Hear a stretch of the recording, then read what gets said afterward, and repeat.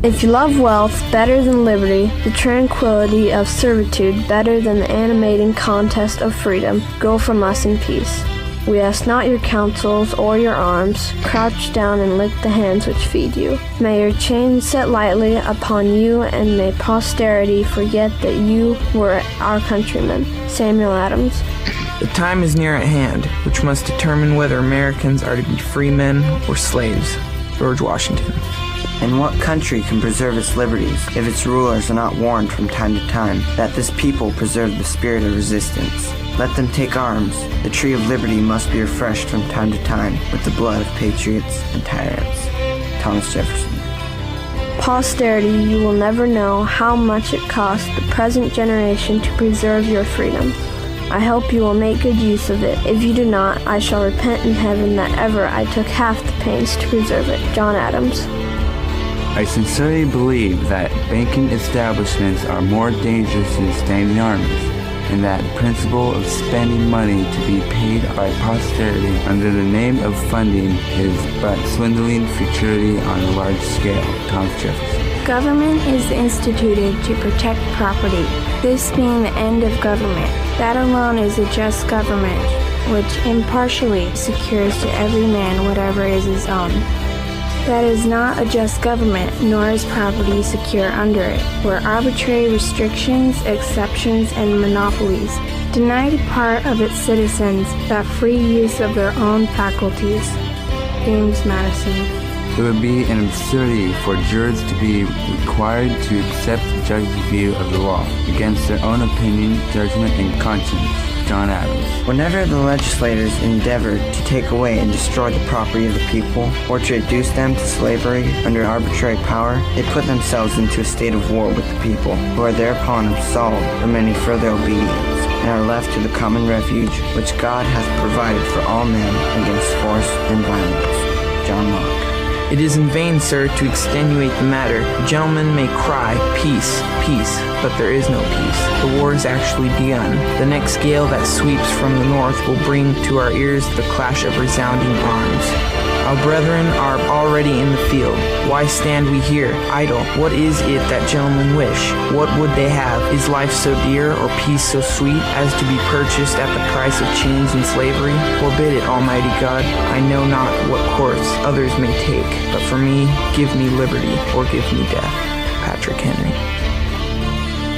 My people perish for the lack of knowledge.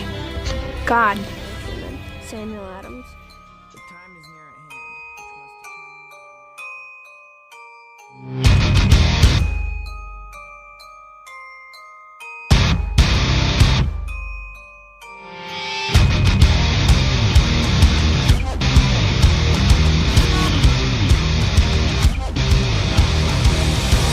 Some people you can never please. You might as well just let them be.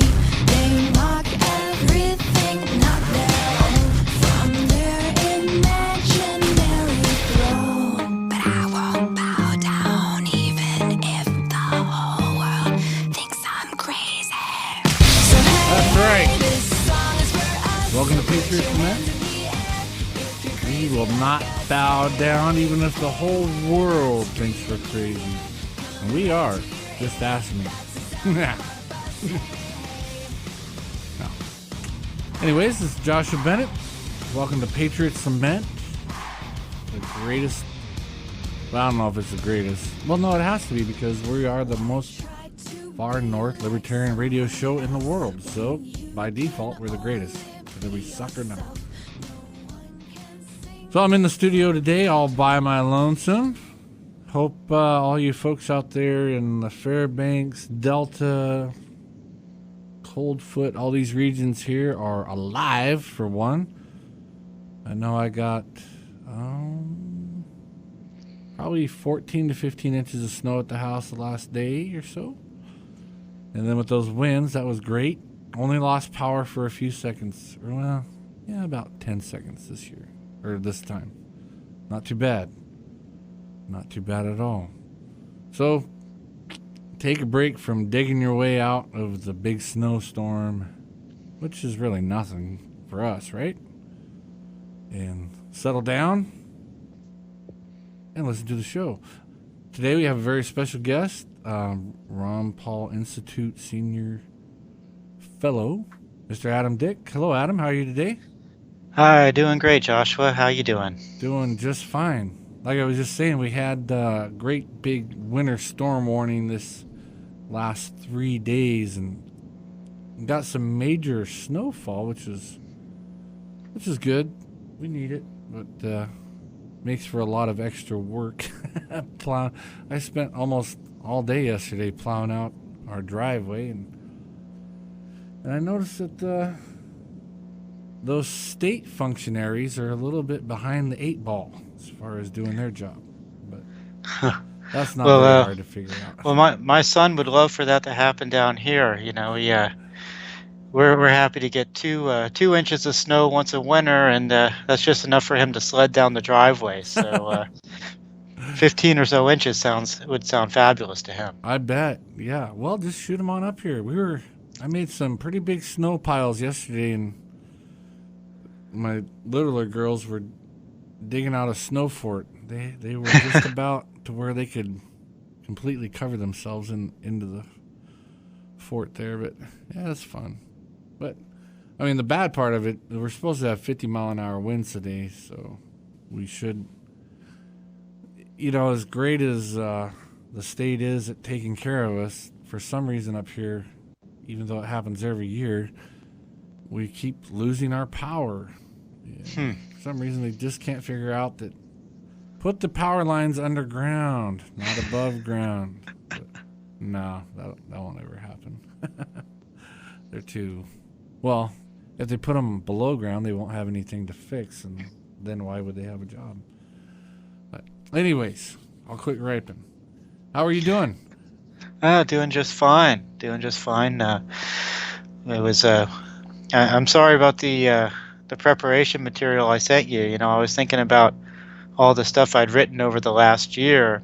I just got carried away. You know, looking at my email, I sent you like 15 different topics with like 5 different articles I wrote for each of them. So there's definitely been a lot that happened last year, and it's hard to narrow down what the biggest, most important things were, because a lot did happen, and this next year is going to be very interesting with our new president and in the White House as well, or as much as he's willing to be in the White House, I guess, since he prefers his New York apartment, which I can't blame him. Most people, it's kind of a step up to move to the White House, but he has a pretty nice place to live already. Right. Yeah, that might be why. You know what? I've never thought about that. He's got to step down to go what's it called? Margalo, or I don't know. Oh, then that's his one in Florida. Yeah, yeah, that's right. And then the Trump building in Trump Tower in New York sure. City. That's right. But most of these people they become very wealthy after being president. They give some speeches and bring in tens of thousands of dollars, if not hundreds of thousands of dollars for them, and put themselves on some boards of companies and other things like that. And it's not just presidents; it's senators, even representatives who get into lobbying, and former generals who work for the military-industrial complex. So that's one of the signs of the decay of the U.S. government, is that it has become so profitable for people to have these government positions because the government is so powerful. Yeah, it's just, if people talk about what do we need to do to reform government, and some of these ideas might be good, things like term limits, or disclosure of people's finances and stuff like that. But the biggest thing is make government smaller. If government is smaller, then you don't have much influence to sell. Yeah, that's it's kind of interesting. A lot of conservatives like the term limits, and I've while I can understand why that's very attractive, I don't see how that fits our I don't even know what to call us, a democracy, oligarchy, whatever. But I don't really see how that fits, because how can you tell the people, quote unquote, that are the government who they can and can't choose. I mean, that just seems like right off the bat it'd be a violation of free speech, wouldn't it? If I want so-and-so to be my dictator for all of his life instead of one guy to be a dictator only for 4 years. I mean, I understand why it's attractive, because these people are in there for lifetime. And that, obviously, we know that was never the intent of the Founding Fathers, not by any stretch of the imagination. But at the same time, I don't see how do you prevent people from... Well, I wish I could prevent people from voting, but how do you prevent people from voting for the folks that they want to vote for, whether they've been in there for 50 years or not? Well, I think you can do it on the state level and on the U.S. level, potentially through a constitutional amendment. You'd be able to implement term limits. The big question for me is I understand that, and you'd hate to have, say, you live in Dr. Paul's district, and and he, when he was in the House and he's term limited out, that'd be a real shame. And when he left office in the 80s after his first run in the House, he left the House and decided to run for Senate, and he was replaced by Tom DeLay. Yeah. So, and then when he left, in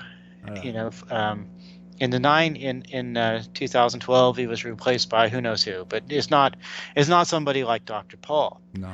So you do run the risk of losing somebody really good. And I know one of the board members of the Ron Paul Institute is Jimmy Duncan from Tennessee, and he is maybe the longest serving House member in the Republican Party. So and he's pretty good on a lot of things. Yeah, he was one of the closest to Dr. Paul and voting record on a lot of the important issues of foreign policy and civil liberties. So it would be disturbing to see somebody like that go. So you have some counterintuitive things. You think you get people who are for less government and closer to the people's interest, and you may not, right. Especially since now, at least on the U.S. level, there's been a lot of state level gerrymandering that makes the districts often not very competitive, and the incumbents keep winning. The Republicans down here in Texas, they control the legislature. There hasn't been a Democrat elected to statewide office in over a decade, and maybe 2 decades. It's been a long time. Oh, really? Wow. Yeah, it's Republican dominated on the state level. So they gerrymander it, and they give and what they do is they give the Democrats some very secure seats, but a small minority in the congressional offices. So the Democratic incumbents, they have protection, and the Republican incumbents have protection. There's a few challenging elections here and there, and in those, the special interest and the establishment people are able to see way ahead. These are the districts where potentially some surprise could happen. Yeah. And we'll get somebody we don't want in. So let's just dump all our money and dump all our interest and send people down there to get the right person to win that race. And they can forget about 90% of the races where the conclusion is pretty much foregone, and unless there's some big scandal that arises at the last minute. Sure. It's already known who'll win the race. Well, what about? I mean, I know that you know who Dr. Hans Hoppe is, and I've listened to, well, maybe too many hours of his lectures. No, can't be too many. Always waiting for the next one. But I remember listening to one where he talks about, and it's kind of with the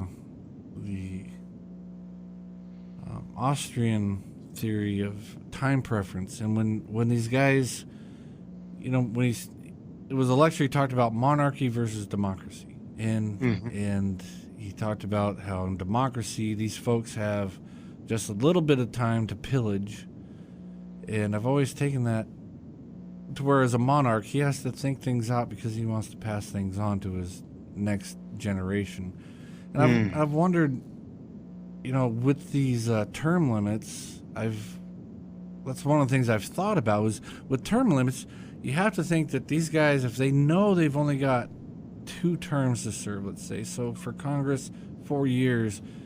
And so they have to be very energetic and very gung-ho to get what they want, or to steal whatever they're going to steal for their district or for themselves or whatever, because their timeline is so short.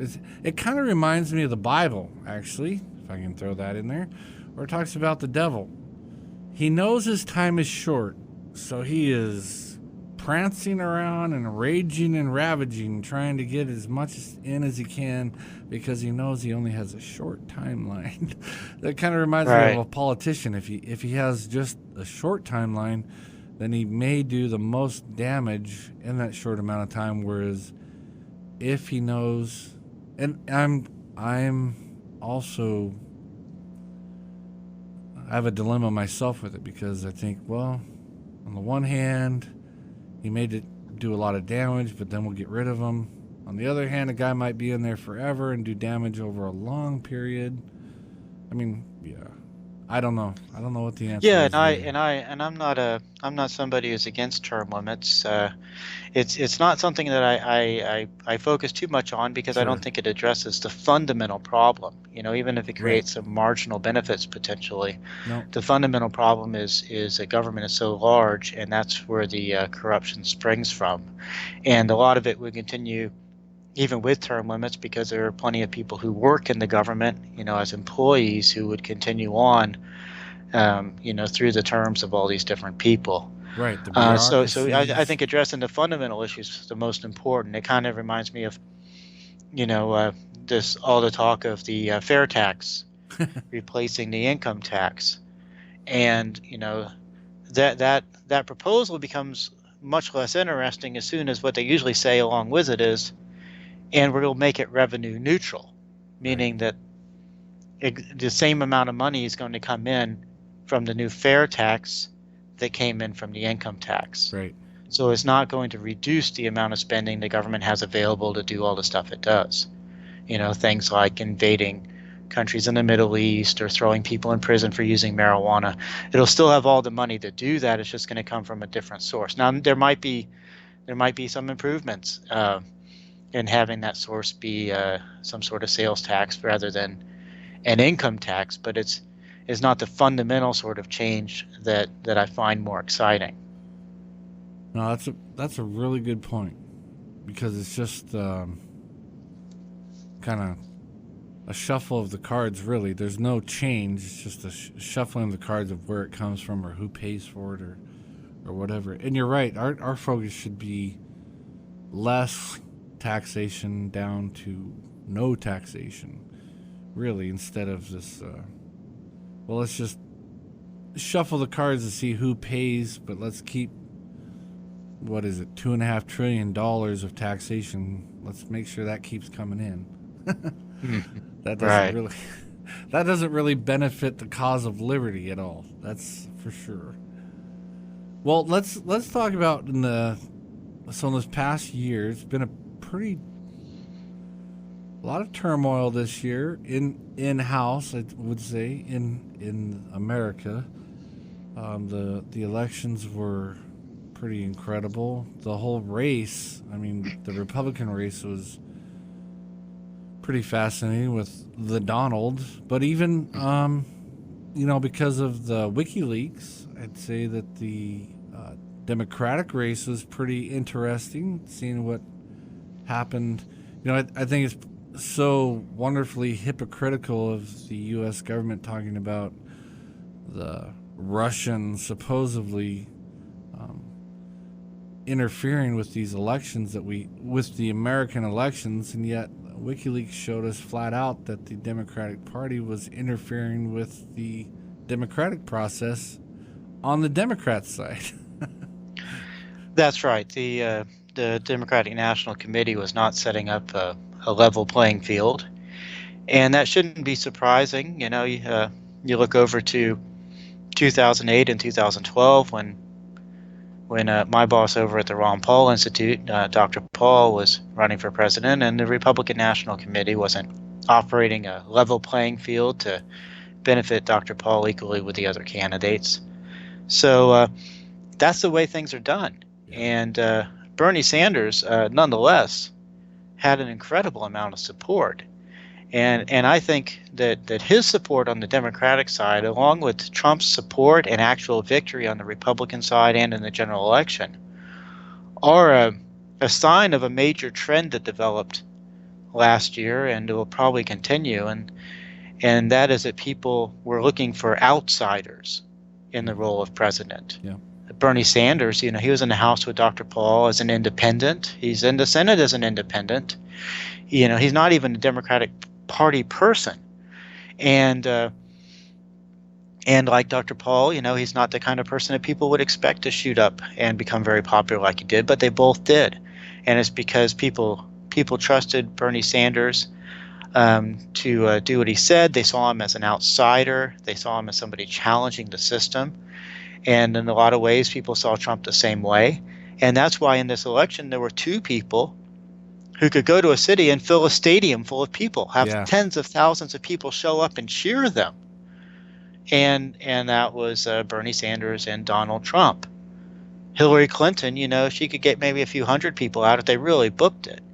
And who's coming out to see Jeb Bush, or any of those other guys. So it showed that that's where people's interests were. And I know last time I was on the show with you, neither of us had too much good to say about the Libertarian presidential campaign, and particularly the vice presidential candidate. Yeah. But the Libertarians did get a record vote total this election, and I think you can put that along with the support for Bernie Sanders and Donald Trump. I think it was a protest vote and a libertarian vote, even if Weld in particular on the vice presidential side didn't really live up to the label libertarian. But people were expressing their frustration by voting for that ticket as well, with the way things were going in D.C. and wanting radical change. Yeah. No, I have to agree wholeheartedly with that. I'm split on torn literally on this too.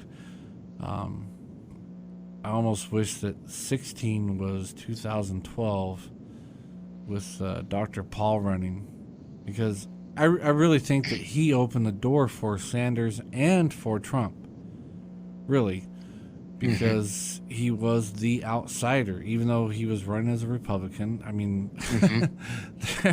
there was such a contrast between him and the rest of the board on there. It's not even funny. And he got screwed. There's no doubt about it.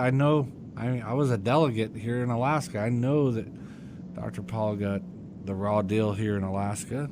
And I know he did in several other states, and just like Bernie Sanders did. And certainly. Just like they tried with Trump, but he was too popular to not.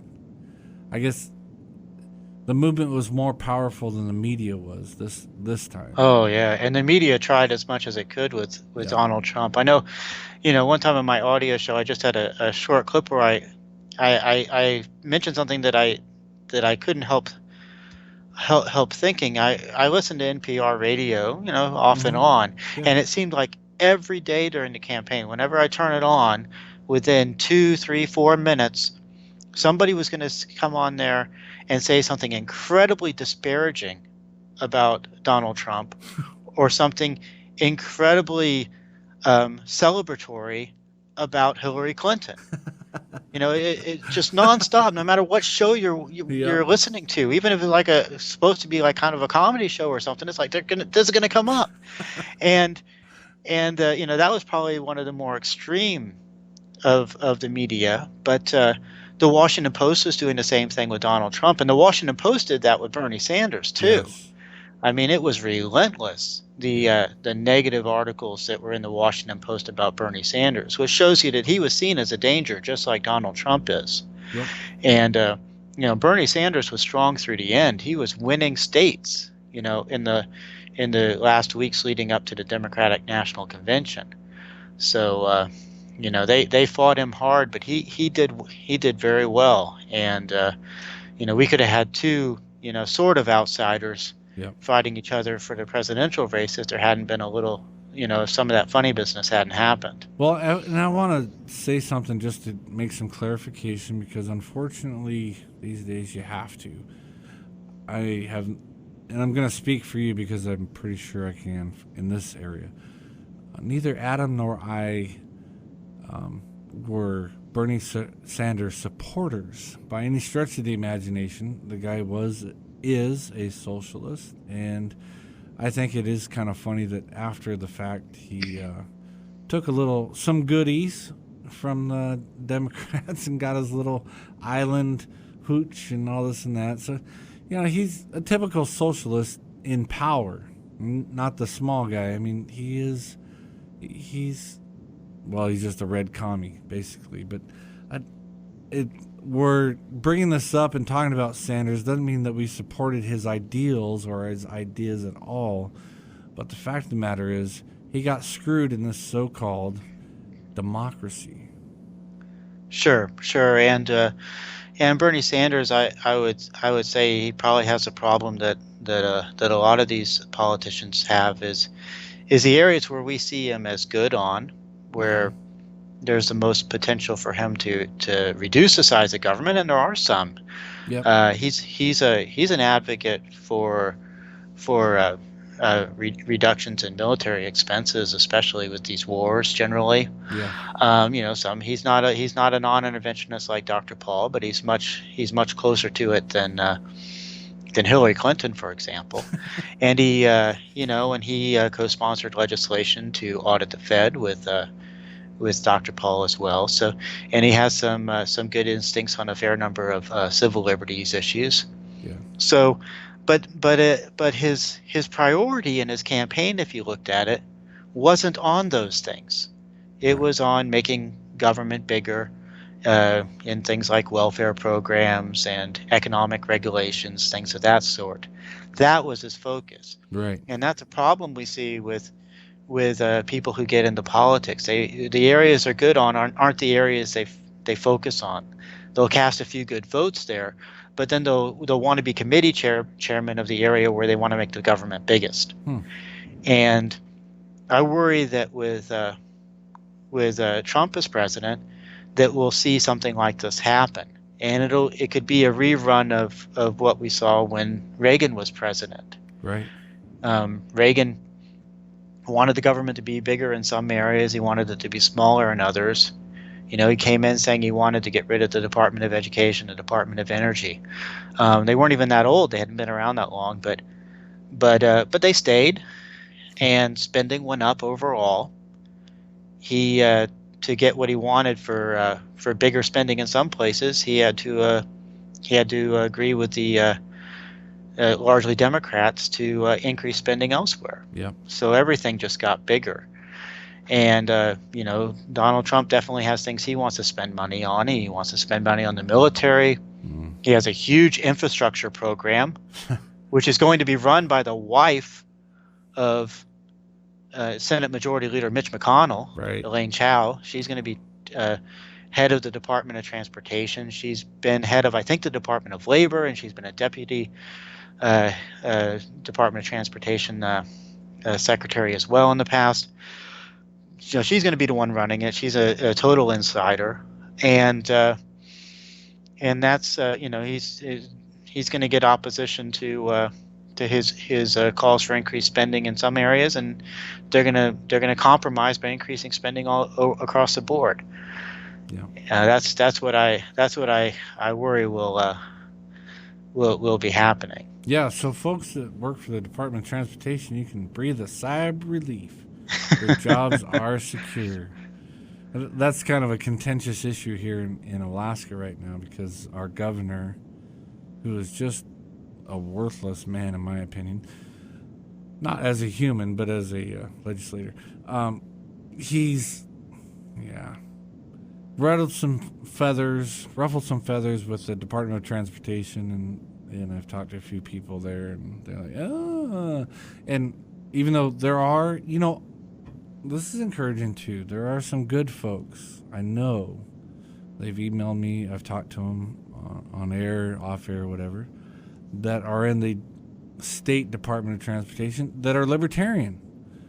and they are giving a round of applause for some of these changes that are coming for lack of revenue or whatever. But for the most part, they, the folks that work there just weeping and gnashing of teeth. How could they do this to us? And never mind that the rest of us are struggling to survive in this oil-heavy industry here. No, they got to make sure that their dollars and their pensions and their benefits are right up there at the tip-top. So, yeah. But the reason I'm bringing that up is because the governor I think it was about a week ago, 10 days ago, talked about cutting off some Department of Transportation jobs and turning it over to the private sector. There's a big pushback. Oh, private sector can't save us money. They're a bunch of retards. But I think with, like you were saying, with Trump, yeah, don't worry about it. He's going to pump.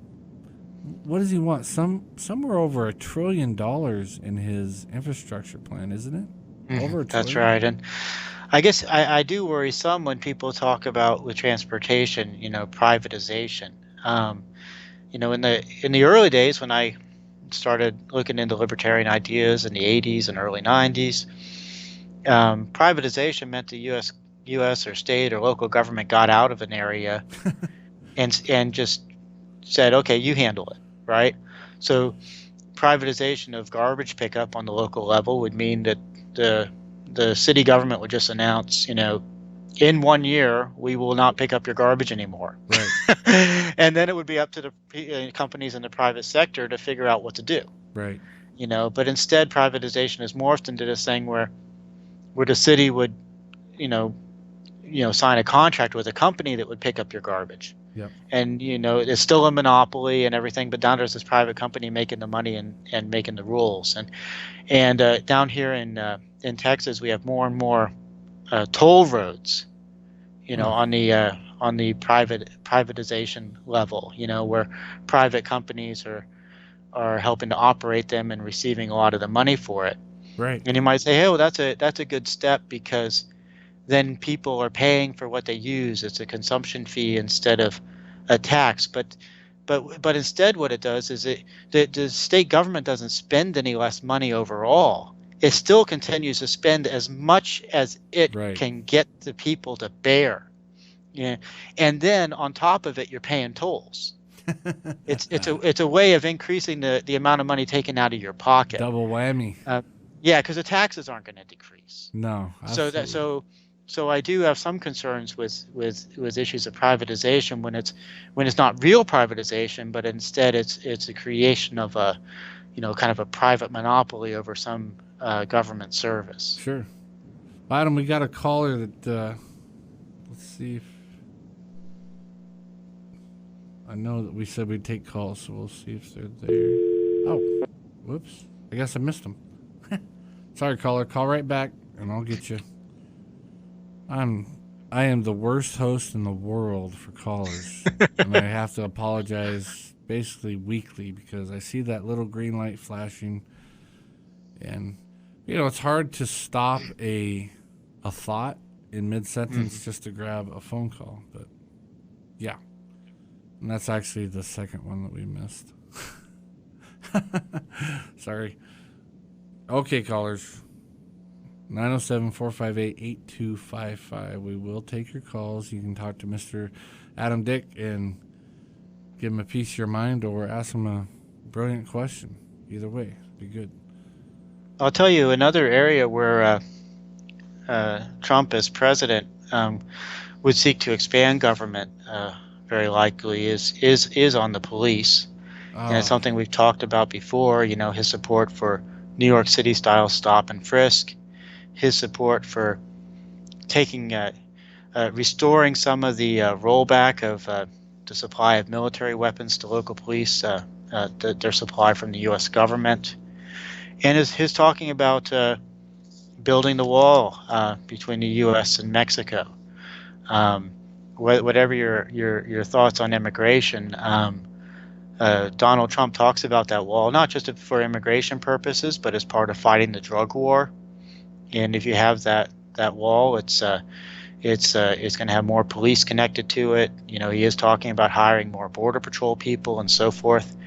So there's a large expansion of spending for police, federal police, and state and local police, and potentially an increase in their powers and their ability to disrespect liberty as they do their jobs under the Trump administration.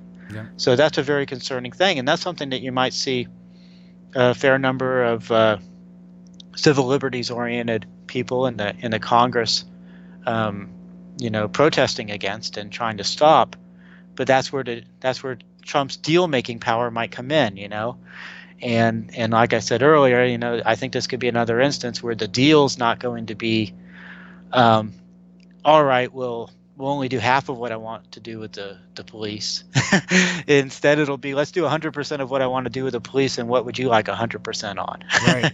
And we'll do them both. So hopefully I'm wrong in that. Hopefully there will be progress with Trump. I'm always hopeful that there's a chance that we'll have a president that at the end of his time in office, the political system is better than it was before, that liberty's respected more. I don't have a lot of optimism in that, but I do hold out that hope. Yep. I do too. I mean, we have to. We have to at least hold out the hope. Well, we got a caller here, so let's go ahead and take him. Oh, caller, you're on the air with Adam Dick. Go ahead. Yes, good morning. I was just listening to your comments regarding building a wall along Mexico, and no one seems to, at least out in the public, talk a lot about the wall that Germany built on its southern border recently. And also, if you want to see brutality, the southern border of Mexico, do not come across from Guatemala. And those are my comments. Interesting. All right, thank you. Adam, you have anything to comment on that? Not necessarily. I know Germany's had some waffling on bringing in these immigrants from the Middle East and elsewhere, and then not bringing them in and dealing with the troubles that have arisen. A lot of that problem has its source in the foreign policy of the United States and other nations that have been intervening in the Middle East and helping to through supporting rebels against the Syrian government, for example. Yeah. They've created a country where it's very difficult for people to live, and they flee. In Iraq, that the U.S. has, that goes back decades. Right. From Operation Desert Storm to the present of U.S. intervention, and even when the U.S. military wasn't there, there was, there were U.S. planes overhead. So it's a long-term problem that the U.S. government is one of the large culprits in causing. Look at Libya as well, where U.S. and France and other nations helped overthrow that country, and it's in an absolute mess now because of that. So, that's a, if you want to look to the source of Germany's problems with the immigration, that's a source more than anything else. And no matter what they do, it's not going to turn out great. Germany's kind of reaping its own rewards, isn't it? In a way, aren't they? They're just kind of reaping what they've sown. That can be the case. I mean, and that's something you could describe a lot of this blowback as well. Yep. You can't expect that you can go around starting wars and overthrowing governments and have no repercussions back at home. Yep, exactly. It looks like they hung up. All right, folks, you got to hang on.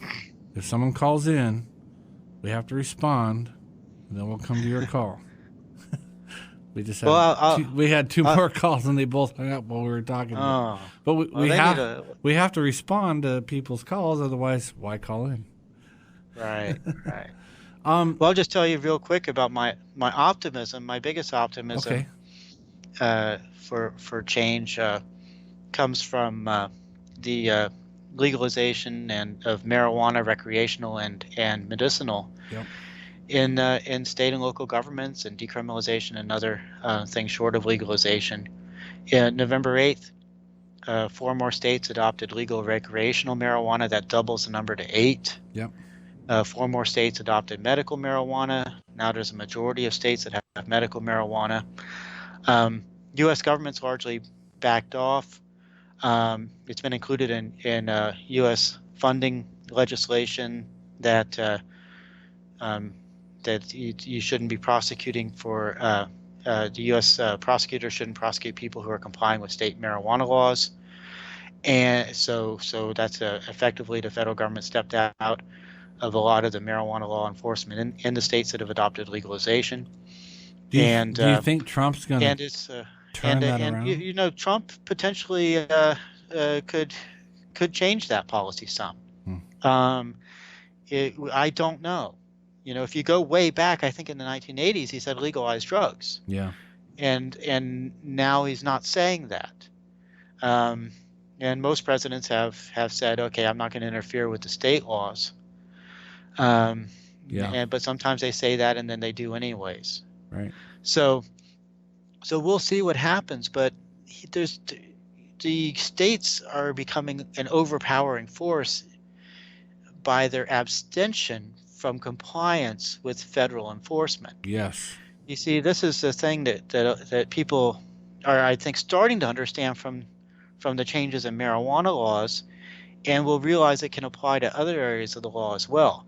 And that is, there aren't enough federal cops and prosecutors to handle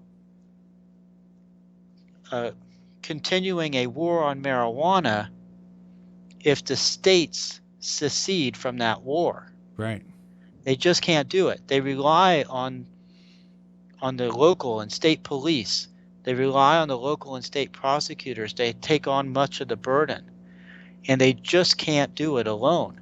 So even if Trump comes in and his people want to start enforcing marijuana laws in the states, they're going to have a hard time doing it sufficiently, and they're going to create an incredible backlash to the extent that they do it effectively. Yeah. And it'll probably lead to stronger congressional action to defend state laws and to pull the U.S. government out of a war on marijuana entirely.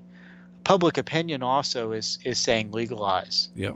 It's switched over the last couple of decades. You know, now it's 50-some% in support and 30-some against of legalization, when in the past it was the opposite numbers.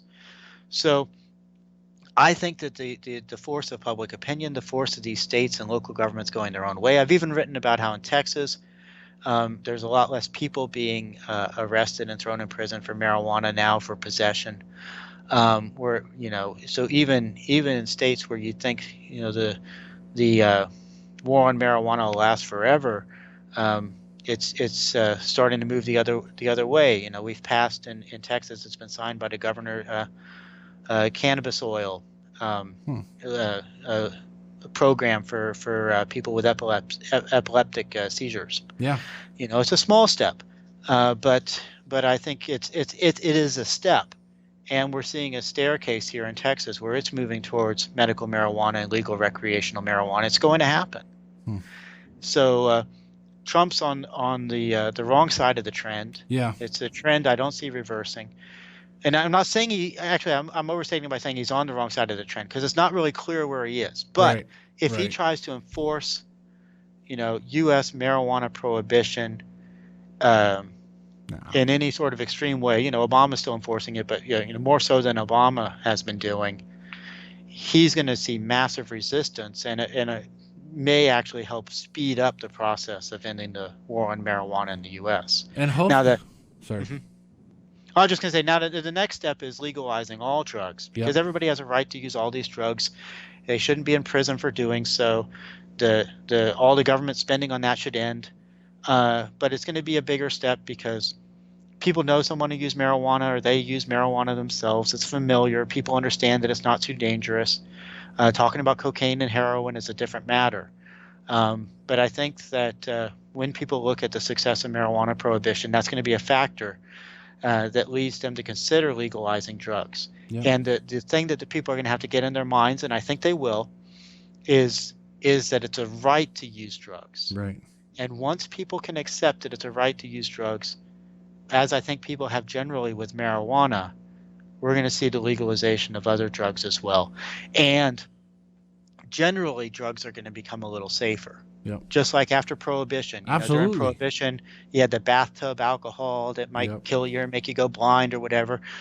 You're going to have drugs that you know their source, you know their quality, they have predictable results.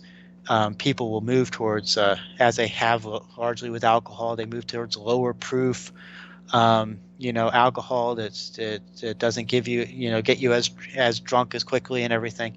You're going to have the same thing. People are going to want to moderate their behavior with the drugs. They're not going to want to necessarily use meth, or they'll move to something more,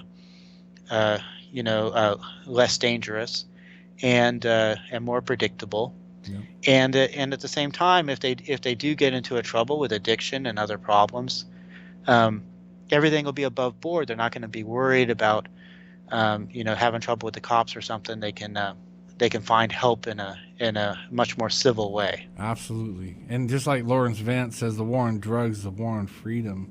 And I'm hoping that this movement also just moves out of not just the drug prohibition, but the prohibition with on firearms and a myriad of other things, where the states will stand up for themselves, for the people, and say, no, these freedoms belong to the people. You state federal government does not have jurisdiction over these things, but out. But anyways, Adam, we got another caller, so we'll jump on there. Hello, caller, you're up. Hi, this is Randy. Hi, Randy. How are you doing today? Oh, real good. Though I can kind of understand why maybe some of those other people hung up, is because I see that it just rings and rings and rings rather than being put on hold. Oh, you know what? You're right, because I am not a pro. I'm glad you brought that up. Now I have auto attended up. So now if you call in, it will answer. Thank you, Randy. Oh, same thing with Problem Corner nowadays, is that it'll just ring and ring until the guy picks you up, ready to put you right on. Well, this phone here, it's got little buttons, and I didn't realize that my little red button wasn't on, but now it is. Okay. So it will answer. Thank my you. question for Mr. Alan Dick there is, you're from Texas, is that correct? That's right. That's right. Okay, thank you. I have always heard, or I have heard anyway, that in certain states in the United States, the state workers do not have collective bargaining. They may belong to a union or something, but there's no collective bargaining. I heard the same thing for Texas. Is that true? I don't know. That wouldn't surprise me. Texas is a right to work state, and I would think maybe something like that would come along with that, but I don't know the answer absolutely on that. Okay. As you know, in Wisconsin, in 2011, the governor there, Scott Walker, he greatly curtailed, along with the legislature, collective bargaining powers for state workers. Back then, they had a big old $3+ billion deficit, just like Alaska has now. And I think we should move away from collective bargaining for state workers. I think that's not a good thing to have for government workers. Anyway. Yeah, you're a bit outside my expertise, but I do. I think when you're dealing with when the government, the highest priority has to be the citizens of the state, and they're that they're not overly taxed to support programs that are unsustainable. And I know and we have that in many cities and in some states with the pension funds. Yeah. And that's probably one of the problems I would suppose that's coming out in Alaska. I know it did in Wisconsin, where pension benefits became so good that they in order to continue to maintain them, you couldn't just do so from the money that was regularly put in. You had to have a bailout of it as well, and that means that the people paying taxes are going to have to pay extra taxes or have their taxes diverted to to pension payments so that the government employees can get benefits that might seem very extravagant compared to what the taxpayers who aren't working for the government are receiving from their 401ks. Yeah. Adam, just here in Alaska, and I'm close to this, maybe not exact science, but the benefits here in our local borough just for medical insurance equals up to 3/4 of what the average person in the private sector makes a year. Right, and it's hard to justify that to the taxpayers. Well, they don't doing think that. it's very hard because they're so wonderful. But anyways, Randy, thanks for the call. And we got along that lines with the bargaining deal there. It's kind of interesting, Adam, because even Franklin Delano Roosevelt, the commie himself, was against collective bargaining for public institutions because he said it was a crime and theft because no one, the taxpayer, well, yeah, if we want to call us that, the taxpayer doesn't actually have a representative to bargain because it's all under secretively done. That's interesting. Well, you got that one right, it sounds like. Yeah. So 1 out of a million. Well, didn't he support ending prohibition too?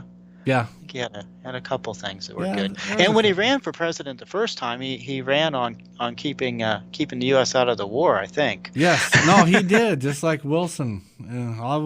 We will not go, wait a minute, never mind, let's go to war. Hello, caller, you're up next. Yeah, I'll be right with you. Yeah, this is Bob. Hey, Bob, go ahead. Hey, one of the things that I've always thought is, just real quick, is that the state legislators and the federal legislators should be paid by the states, not by the federal government, be it their House of Representatives or Senator. The other thing is, I think taxes are backwards, and I'll admit I'm a big supporter of the fair tax, but taxes are backwards. Power is supposed to be mostly local, then state, then federal, but yet the tax system is the exact opposite.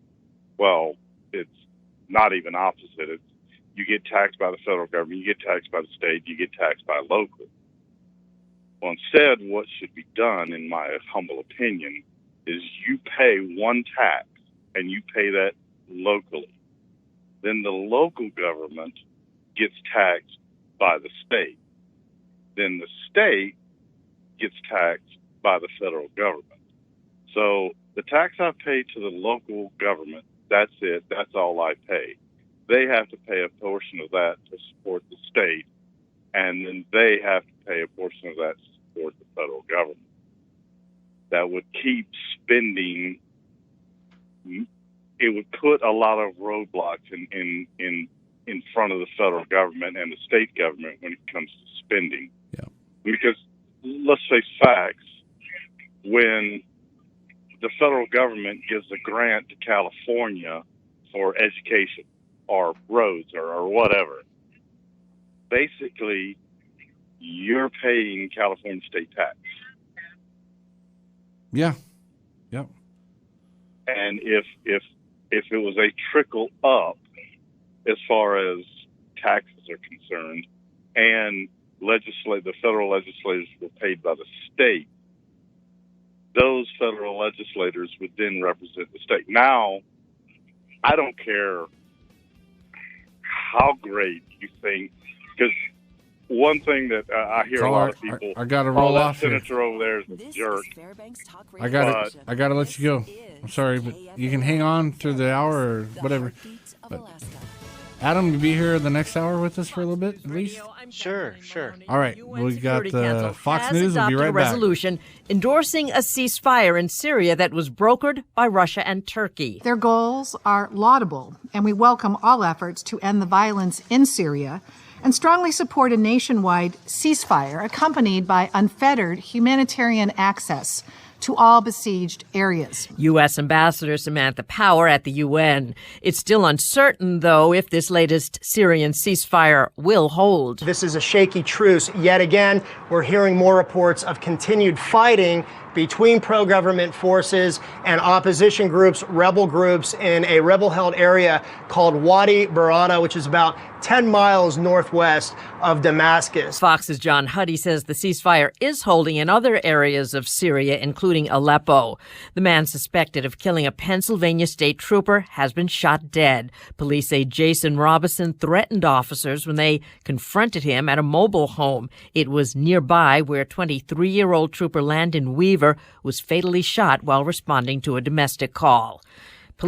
People are packing into Times Square in New York City to watch the ball drop at the stroke of midnight. The NYPD doing everything possible to keep them safe. This year, the NYPD saying they're doing things they've never done before, like the sanitation trucks. That's right, 65 sanitation trucks, 20-ton sanitation trucks are being put at intersections in and around Times Square to stop possible vehicle terrorism like what we saw in Nice, France over the summer and in Berlin, Germany.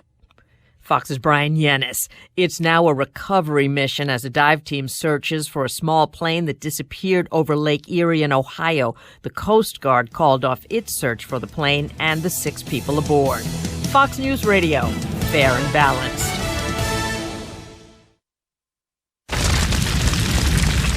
Wildfires burn millions of acres each year. And each year, wildland firefighters like Fire Chief James Hall battle to contain them. But they can't do it alone. A single ember that escapes from a wildfire can travel more than a mile. It can ignite and destroy your home, your community, or more. That single ember can be just as dangerous as the wildfire itself. But you can do something firefighters can't. You can act now to prepare your home and your community for wildfire. You can reduce the risk. Do your part. Go to fireadapted.org. Get fire adapted. Learn what you can do now to reduce wildfire damage later at fireadapted.org. A public service message brought to you by the U.S. Forest Service and the Ad Council. Learn more at fireadapted.org. A police-involved shooting under investigation in suburban Miami. A black motorist was shot to death by a white officer who says the man produced a firearm. The man convicted of fatally shooting 9 people at a Charleston church goes back to court next week. The sentencing phase of Dylan Roof's federal trial is due to begin Tuesday. He's informed the court he'll call no witnesses nor present any evidence of mitigating circumstances in hopes of persuading his jury to vote for a life sentence instead of a death sentence. Roof will not have a lawyer with him, having fired his defense team. Still, his former lawyers have filed paperwork asking for a delay, claiming they can prove Roof has mental issues. The judge won't agree to a delay, but is ordering another competency exam to be done this weekend. Doctors previously stated Roof was mentally capable. Eben Brown, Fox News. A malfunction took the fun out of an amusement park ride in California. More than a dozen riders in Knott's Berry Farm's Sky Cabin ride were lowered one by one 100 feet to the ground after being stuck for more than 5 hours. Knott's Berry Farm tried fixing the ride themselves when it stopped working around 2 Friday afternoon. They requested the Orange County Fire Authority's help reportedly 3 hours after failed attempts. The fire department tried linking a ladder to the ride's cabin, but it wasn't long enough. So they sent firefighters to the top of the ride and began hoisting them down. At one point, crews raised a cherry picker, but for some reason decided not to continue using it. Reporter Zoreen Abjamji of Fox affiliate KTTV in Los Angeles.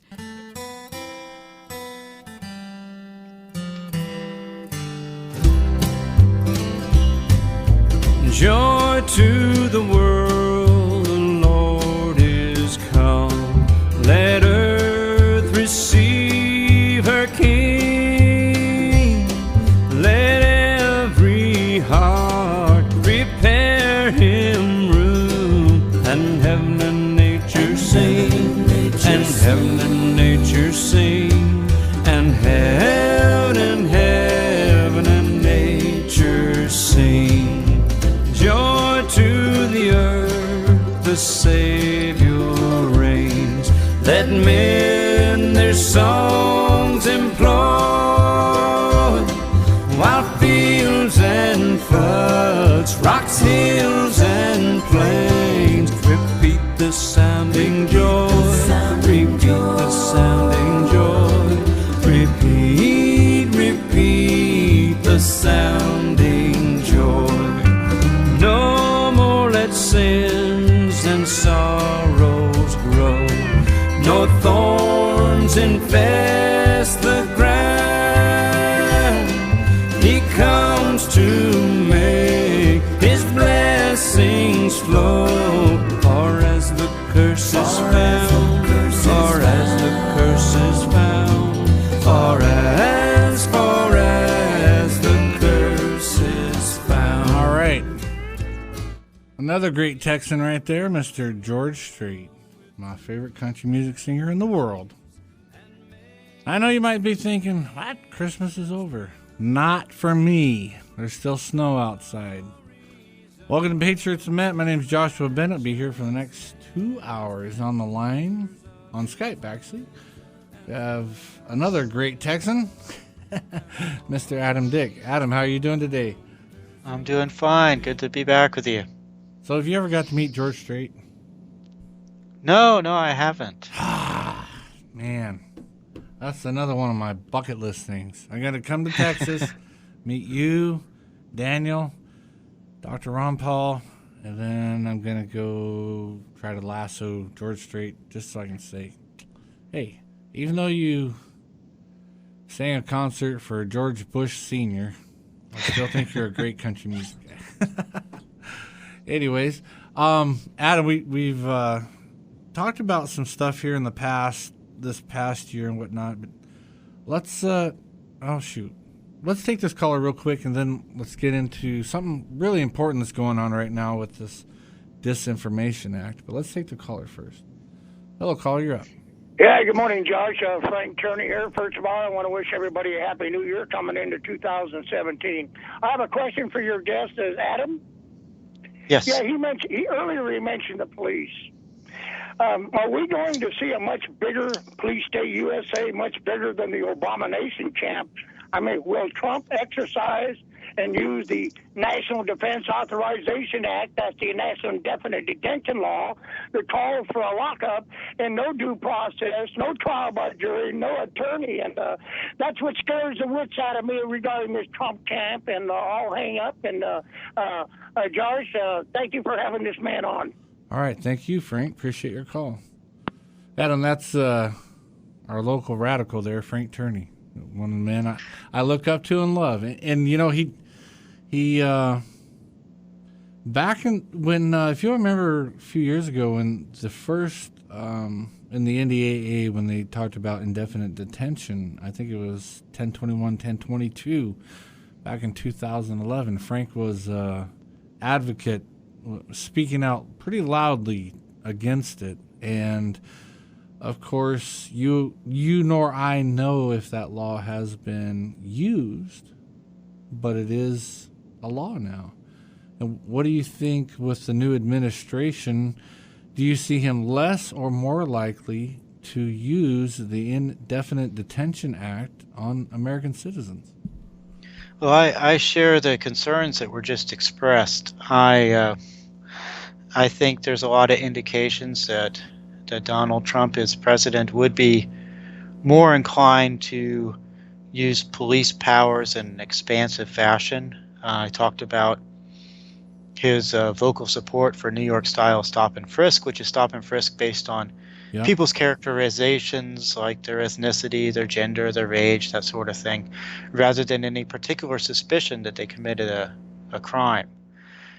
He's also talked about reinstating the supply of some of the military weapons that have been restricted to be supplied from the U.S. government to police, that Obama just restricted in the last couple of years. You look at the Guantanamo prison. President Obama promised to close it. He didn't close it, and there was a lot of part of that reason has to do with pushback from Congress. But he did let a lot of people go. He sped up that process of letting people out of there who they had no proof to show they'd done anything wrong. You have people there, for example, that were brought in by bounty, basically, in Afghanistan, just to make for the local people to make some money, and there wasn't any proof that they were high up in Al Qaeda or anything like that. But Trump's fine with Guantanamo. Now Donald Trump also was an advocate for torture. He said waterboarding's just the beginning of it. He'd like to do more. Now he said he's talked to one of the generals that's going to be high in his administration, and that general convinced him that he was wrong on torture. But will that new conviction stick, or will he go back to the old one? And even if he does continue to oppose torture, the fact that he was so willing to flippantly support it in the past is an indication that that in other areas he might be willing to go beyond where Obama did domestically in enforcement of police type powers. Yeah. He's also talked about surveillance of Muslims in America. So I think there's definitely reasons to be concerned that a President Trump will exercise police powers in ways more abusive to civil liberties than did Obama. And but Obama's not blameless here, and neither are the previous presidents. No. They have increased the integration of the U.S. government into local police forces over the years. Right. Providing training for the local police, having fusion centers with the local police where U.S. and local police work together, having programs with asset seizure where they'll share the loot that is taken from people. Say an individual just driving state to state who has a bunch of cash on his person. They just take the cash and they say, hey, your cash is guilty. Yeah. And we're going to keep it. And we're not even going to bother to charge you with a crime. We just want the cash. We'll say it's drug cash because why else would you have a bunch of cash? Well, that's not that's not just a story either, Adam. I mean, it's happened to my own brother, Aaron, who's usually here, but he's actually down there in Georgia by you guys for some reason. I don't know why he'd leave the greatness of Alaska to go to the south. But anyways, it was probably 6, 7, 8 years ago. He got pulled over for a tail light, and he had cash on him. And it was his employees' payroll because he paid him in cash. And they took it. It was almost $4,000. And did he get it back? No. It was, oh, well, you could be going to buy drugs. Well, you know what? I've bought a lot of things with cash, and it's never been drugs, ever. Right. I've never bought drugs in my life, but I've bought cash because you might go to a guy that has a part or, something that you need for, if you own a trucking company like I do, you may need a part. No one in town has it because of our tax situations. No one wants to have more parts than they can sell because they get taxed for their inventory. So you may go to another guy that has a broke down truck. Hey, can I buy this part off you? Sure. I want cash. So you go get cash, give it to them. And some of the parts are several $1,000s when you're talking about a heavy-duty semi-truck. But it had nothing to do with drugs. But these cops, just like with him, it was his payroll money. They took it. They said, they gave him a little receipt, said, well, come down to the evidence room, blah, blah. So he went down there, and they said, what, what? No, no. And they took, I think, $3,600 of his cash money. Was not illegitimate at all, and never got it back. And his guys didn't get paid. That's even more flagrant. That it just disappeared. That makes me think that they said that what the cash? cop just ended up putting it in his pocket. No doubt. Wow. Yeah. And that's so much Alaska too. I mean, we'd love to think that we're independent up here, and the folks here really are independent-minded folks. I mean, you have to be fairly independent to go through, like we did this was kind of a weenie storm, but 50-mile-an-hour winds, 12 to 18 inches of snow, power goes out, yada yada. People like to think that they're independent. I can survive that. I don't care if the power goes out. I can. I mean, if the power goes out for a month, I can survive that. If the grocery stores run out of food for a month or so, I can survive that. We make do here. We are very independent-minded folk. But our law enforcement and our state government is very socialistic and very corrupt. I think the state of Alaska is just as corrupt as, I guess, I won't really go into a lot of things that I've witnessed or been a part of, or not been a part of, but have happened to me. This place is very corrupt.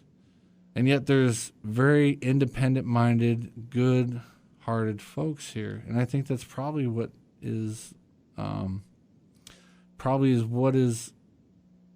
the most likely for most of Americans. Americans like to be independent or think they are.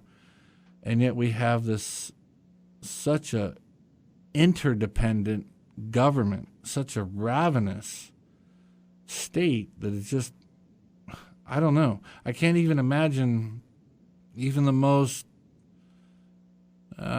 statist of them all, Alexander Hamilton, even standing for what we have today.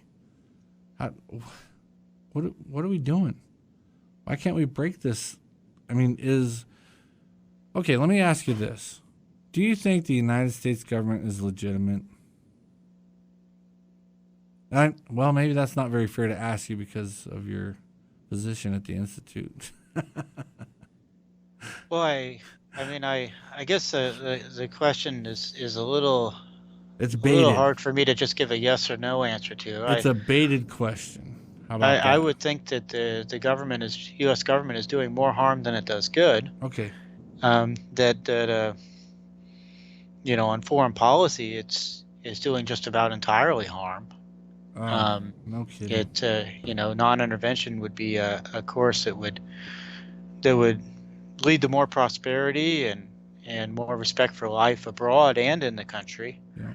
I think domestically, the U.S. government with the highest incarceration rate in the world, with the eroding of respect for constitutional rights,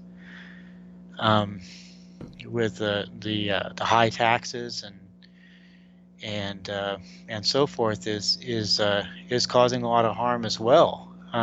Do you see the foreign policy, our interventionist foreign policy, do you see that as affecting our domestic policy?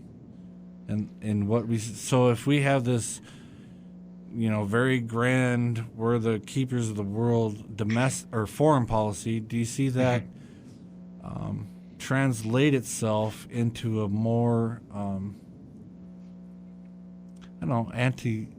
anti-liberty or a more oppressive government here at home? Do you see the two correlate with themselves? Yeah, I think there's connections. As people say, war is the health of the state.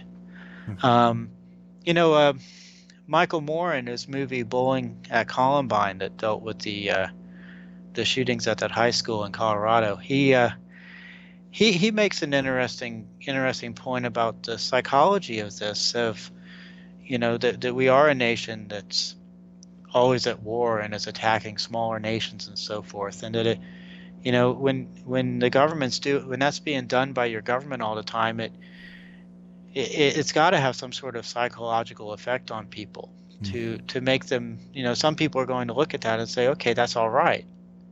It's all right to kill people to get what you want. That's okay.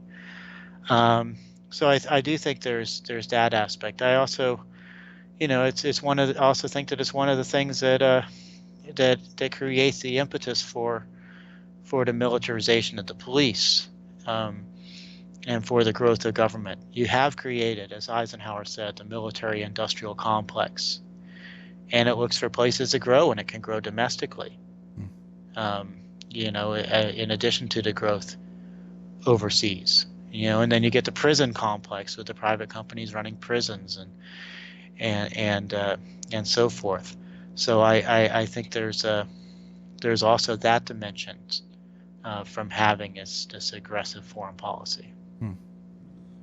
Let's and folks can call in at 907-458-8255. We'll take your calls.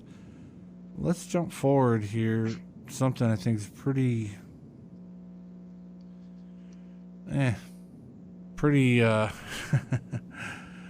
it's not very good. Let's just put it that way. And something that Danny McAdams and Dr. Paul have talked about, you've talked about, and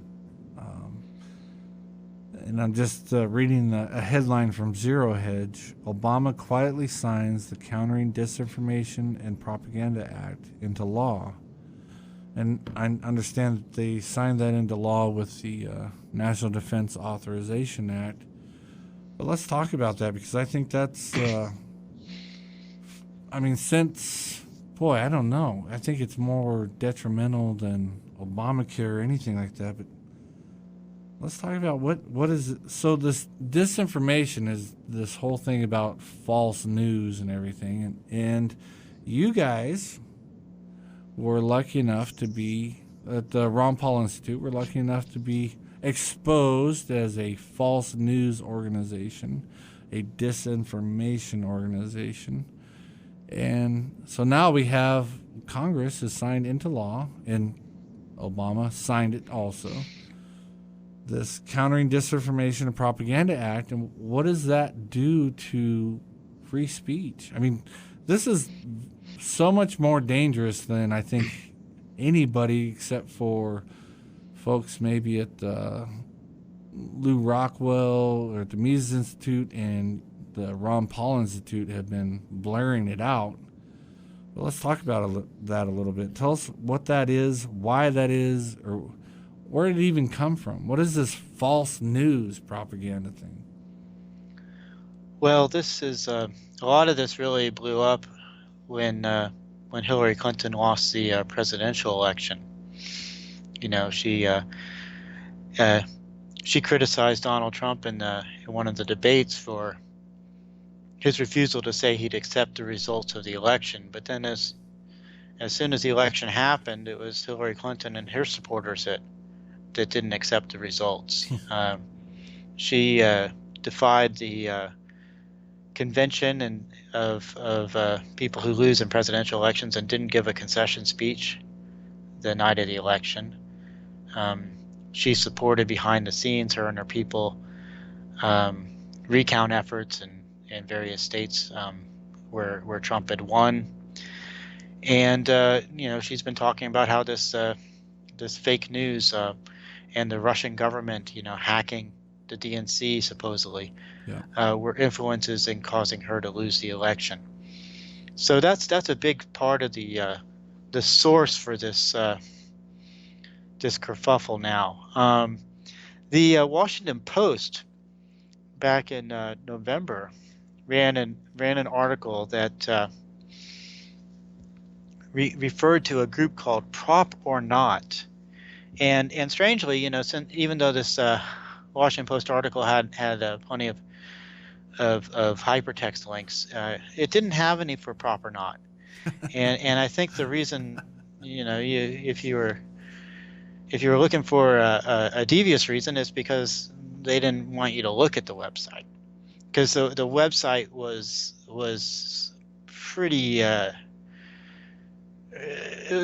was pretty lame, and it listed 200 or so websites, including the Drudge Report, the Ron Paul Institute, and others as Russian propaganda. And the basis for it was just, they might cover some of the same issues as RT or republish something from Sputnik, which is a news source related to the Russian government, that they attacked these things that had nothing to do with Russia. They took these certain positions and so forth in their articles.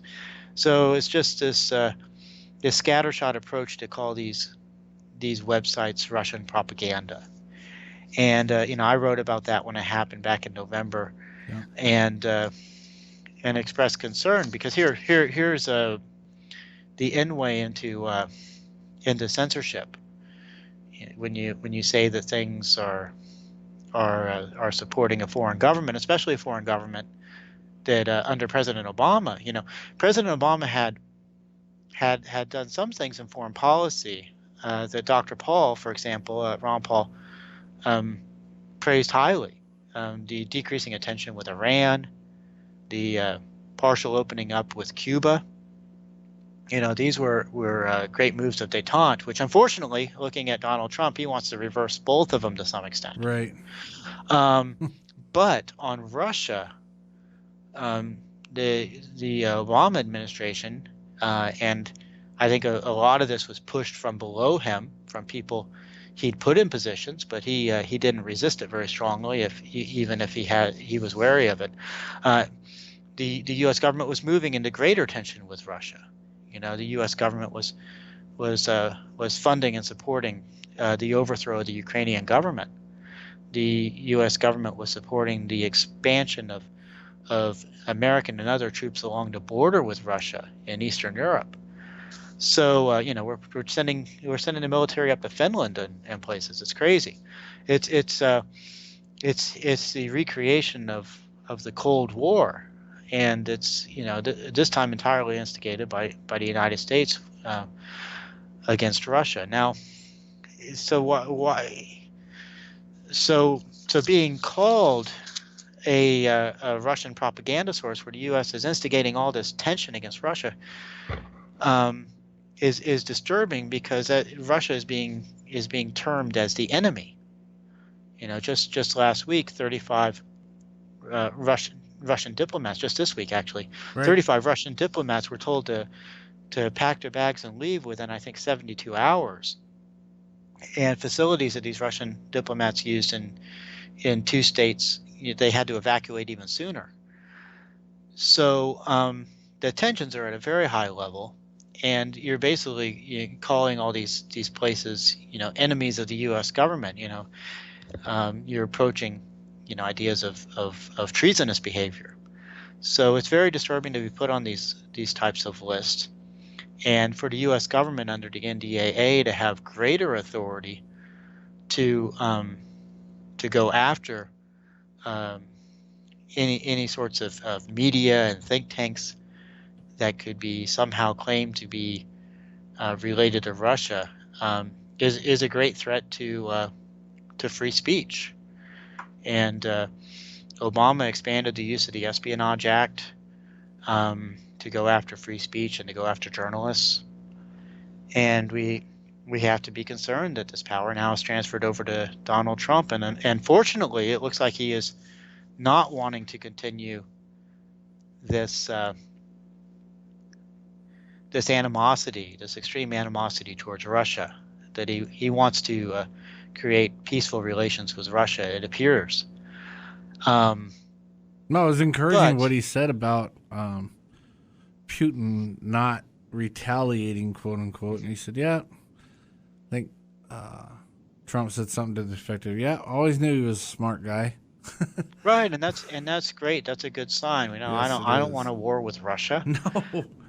No. But he does, like I said a minute ago, he does want to reverse much of the détente with Iran, with Cuba, and so the Ron Paul Institute, for example, we've said non-intervention against Russia.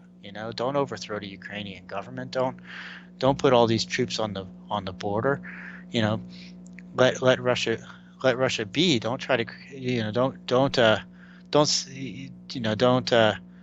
don't do things in Syria where the U.S. military and the Russian military are both operating that could create some sort of accident, that a war could arise from there, an escalation. Yeah.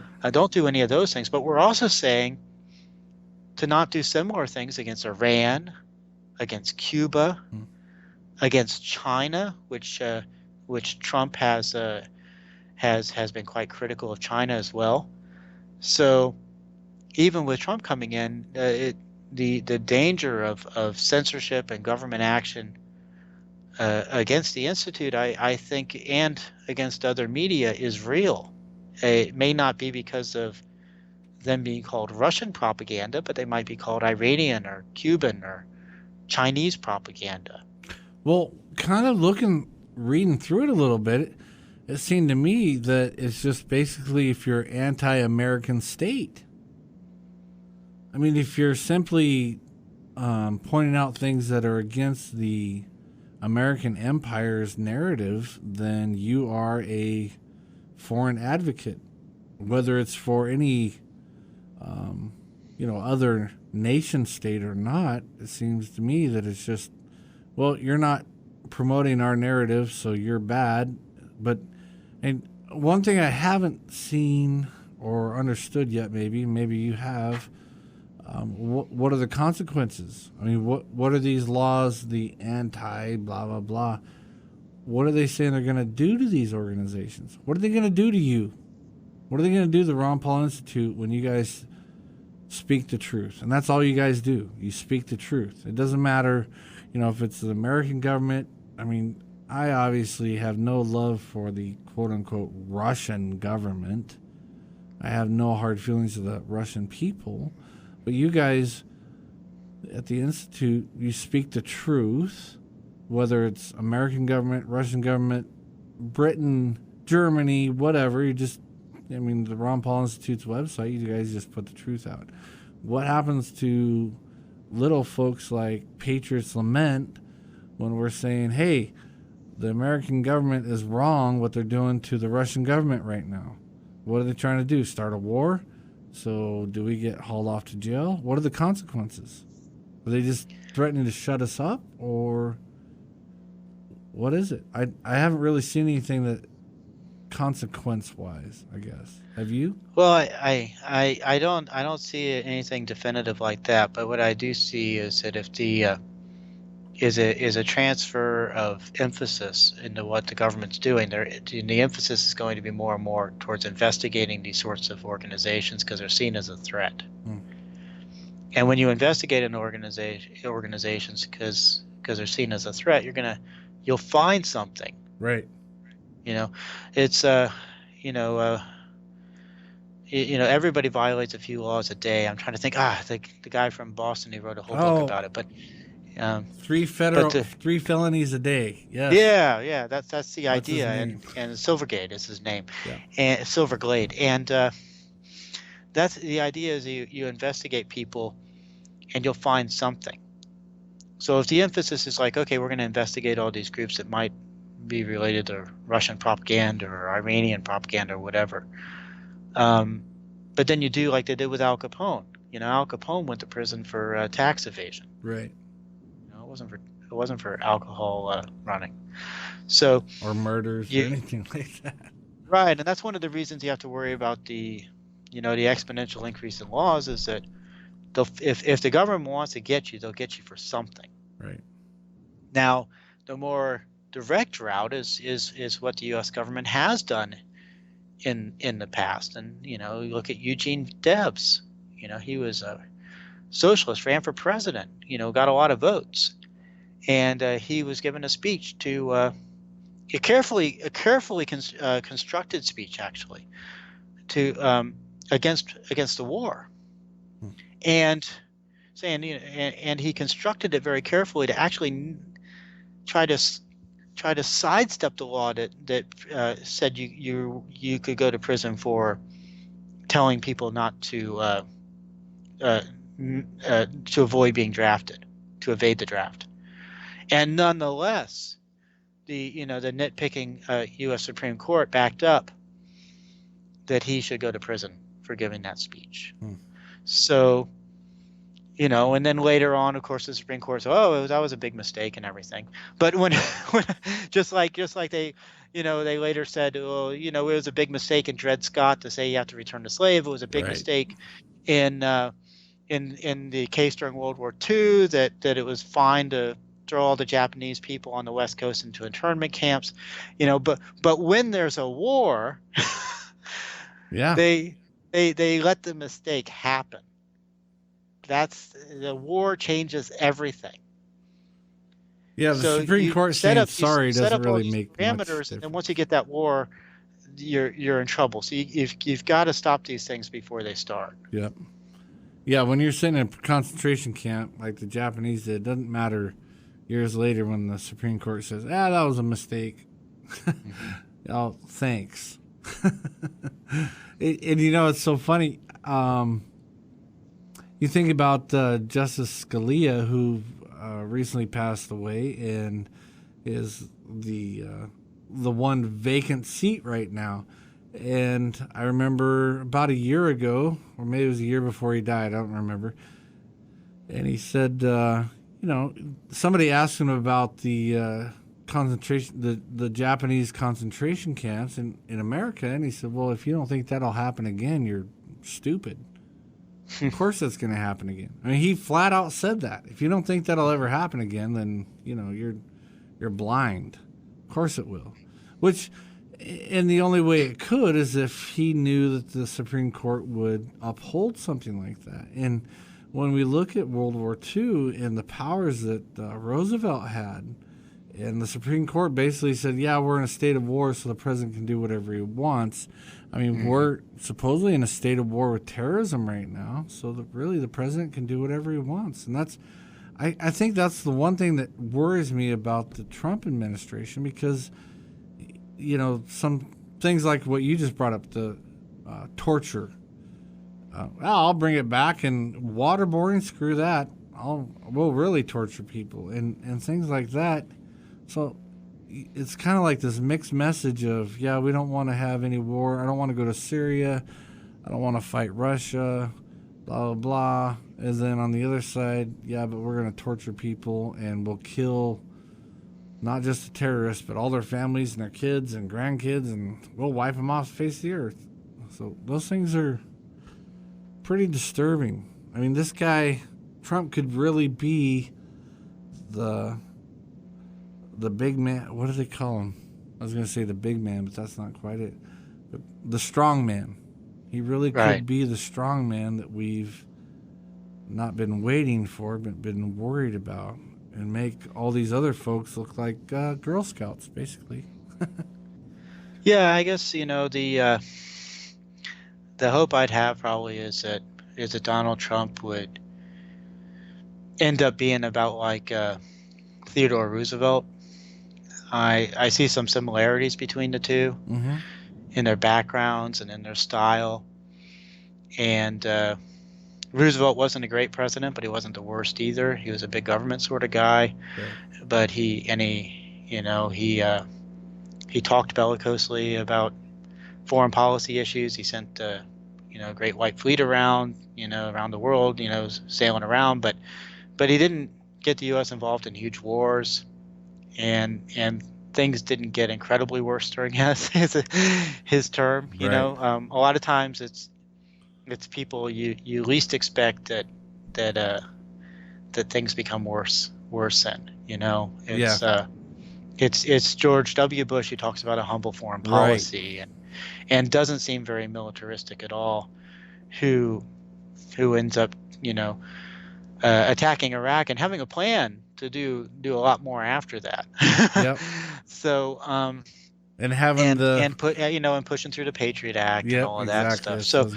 So maybe not to say that things are going to be better after 4 or 8 years of Trump, but maybe they won't move as quickly in bad directions as some of his public statements suggest would be possible, or some of his appointments. That's one thing that's been kind of concerning to me is, boy, he sure likes the generals. Well, and as General Mattis, and when that came up, that was a person that the neoconservative types were talking about potentially running as a third-party candidate because they were never Trumpers. Right.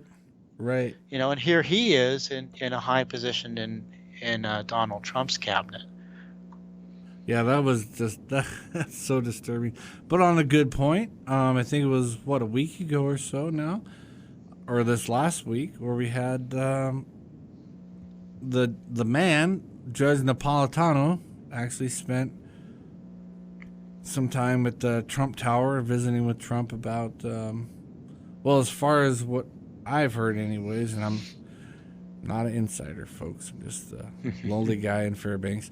But, you know, he said that they talked about the kind of qualities a person should look for, that Trump should look for in a Supreme Court justice. So I mean, that's kind of one of those things where, you know, you're worried. You go, Trump just hired this guy and this guy. And then you see that he spends some time with Judge Napolitano, who you write about quite a bit on the Ron Paul Institute's website. What did you think about that?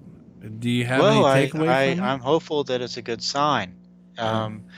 Napolitano, soon after he talked with Donald Trump, he was interviewed by Stuart Varney over at Fox Business, where they both work, and Napolitano and Varney, and Napolitano said he spoke with Trump for about an hour, and it was largely about just what you were saying.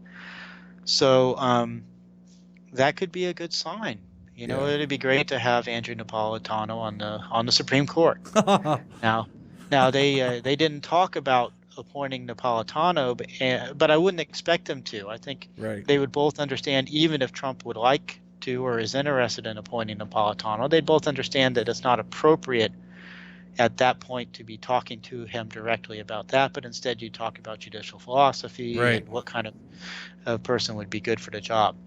I think, but I don't want to be too optimistic about something like that either, because, you know, Trump's a smart person and he has smart people around him, and it could very well be that he met with Napolitano just because he wanted to throw something out to libertarian types and civil liberties types that they could have some optimism about Trump from. Little red meat. And you know, there was speculation that Representative Dana Rohrabacher from the House could have been appointed Secretary of State or Deputy Secretary of State. Nothing has come from that, but he's been you know, rather vocal against a fair bit of the U.S. foreign interventions lately, and you know, that was something that would be of some you know, somewhat exciting to libertarians. He talked with a former bank president who was also the former head of the Cato Institute about potentially being head of the Treasury. You know, that job ended up going to somebody else. Now, was Trump talking to these people because he really wanted them in these positions, or was he just talking to them so he could be seen talking to them? Right. You know, that's an, you know, it's an important question, and we can't know the answer to that unless we're insiders. That sounds like it falls under the Disinformation Act to me. We need to stop that immediately. Quit spreading disinformation, which is funny because with the Disinformation Act that was enacted with the NDA, it's so funny that, you know, it only applies to American citizens. It doesn't apply to the government, because we obviously know that they are the biggest disinformation organization in the world is the United States government, with their mainstream media acolytes and all that kind of stuff. It's just quite funny. It's kind of a joke. And what's great about it, though, too, is that with the internet now, so many people know that it is a joke. So, I mean, I've worried a little bit, not too much where I'm staying awake or whatever, but worried a little bit about that thing because maybe I'm hoping with Obama leaving, I mean, it's kind of, he seems like kind of just some Girl Scout scratch your eyes out stuff while he's leaving office to pass this or pass that. So, or executive orders that he's doing. It's just like up here, he did some executive orders where he annulled all the offshore leases, which is really disturbing for Alaska, for me, because we just found out a month ago or so that the biggest oil find in Alaska history, as big as Prudhoe Bay itself, the North Slope, was just released here about a month ago. They found enormous amounts. Right now they're saying 8 billion barrels recoverable, and that's just today. They're still exploring and doing this and that, and that's not counting more technology, newer technology that comes into play every day. 8 billion barrels. That's astronomical. And they're talking about 200,000 plus barrels a day to put in the Alaska pipeline. But it's just a couple miles offshore. And Obama just pulled those leases. I believe, because he pulled all the offshore leases. So I'm pretty sure that one counts as one of them. So I'm hoping that Trump, it's kind of hard being a libertarian hoping for this or that, but I'm hoping that some of his cronyism kicks in and says, wow, those are my buddies up there. We'll just reverse that. Right. I hope he does. I mean, it's huge for the Alaskan economy, that oil find that they had up there. It's between Barrow and Alpine. Alpine is one of the second biggest find up there. But this one's just astronomical. And Alaska's in a slump right now because of oil prices, and a lot of people are out of work, and the state is broke. I wish they were more broke. I wish they'd just go bankrupt. But this finding that they had up there would be huge. I mean, we're talking thousands upon thousands of private sector jobs. I know it's for an evil oil corporation, but I mean, that's another debate on how evil they are. But just to have the president walking out, so he's like, yep, I'm just going to sign, what did he say? I got my cell phone, I got my pen. So he just, it's over. No more job. Well, I would, and that's talking about bypassing Congress. That he's saying, I don't need to go through the House and the Senate to do something. I'll just, use my cell phone and my pen. But I would think that President Trump, on his first week in office, would rescind a lot of these last-minute executive orders, including that one. They seem incompatible with his vision for the presidency, as far as I understand it. And he can do that, correct? He can rescind. He should. Oh, sure. Yeah. Because their executive order, its legitimacy is seen that it's, you're acting within the scope of power that you're given under the Constitution or legislation. So if you take that action, you can just as easily rescind it. Because what he can't rescind is something that Congress passed. Right. But anything the president did unilaterally, he should be able to now. Now, he should be able to take those 35 Russian diplomats. He should be able to say, as soon as he's in office, and you think he will, come on back. Right. Which makes you wonder, well, why is Obama doing this? Why is he even bothering to do these things in the last few weeks when they'll be reversed a month later?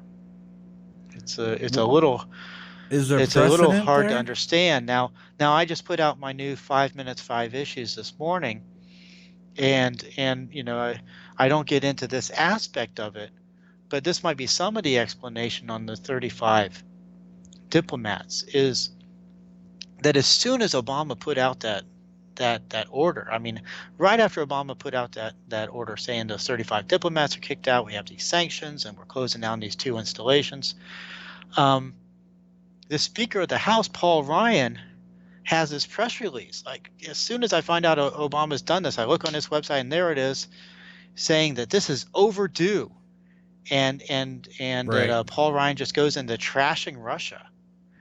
And it's hilarious what he says, really, when you think about it. He says that Russia has consistently sought to undermine America's interest, sowing dangerous instability around the world. Now, I read that, and it's funny because you can read it 2 ways. He can be saying that Russia's sowing dangerous instability around the world, or that's what America's interests are, which is really the way that makes the statement true, is that America's interest in foreign policy for the past few decades has been to sow instability around the world.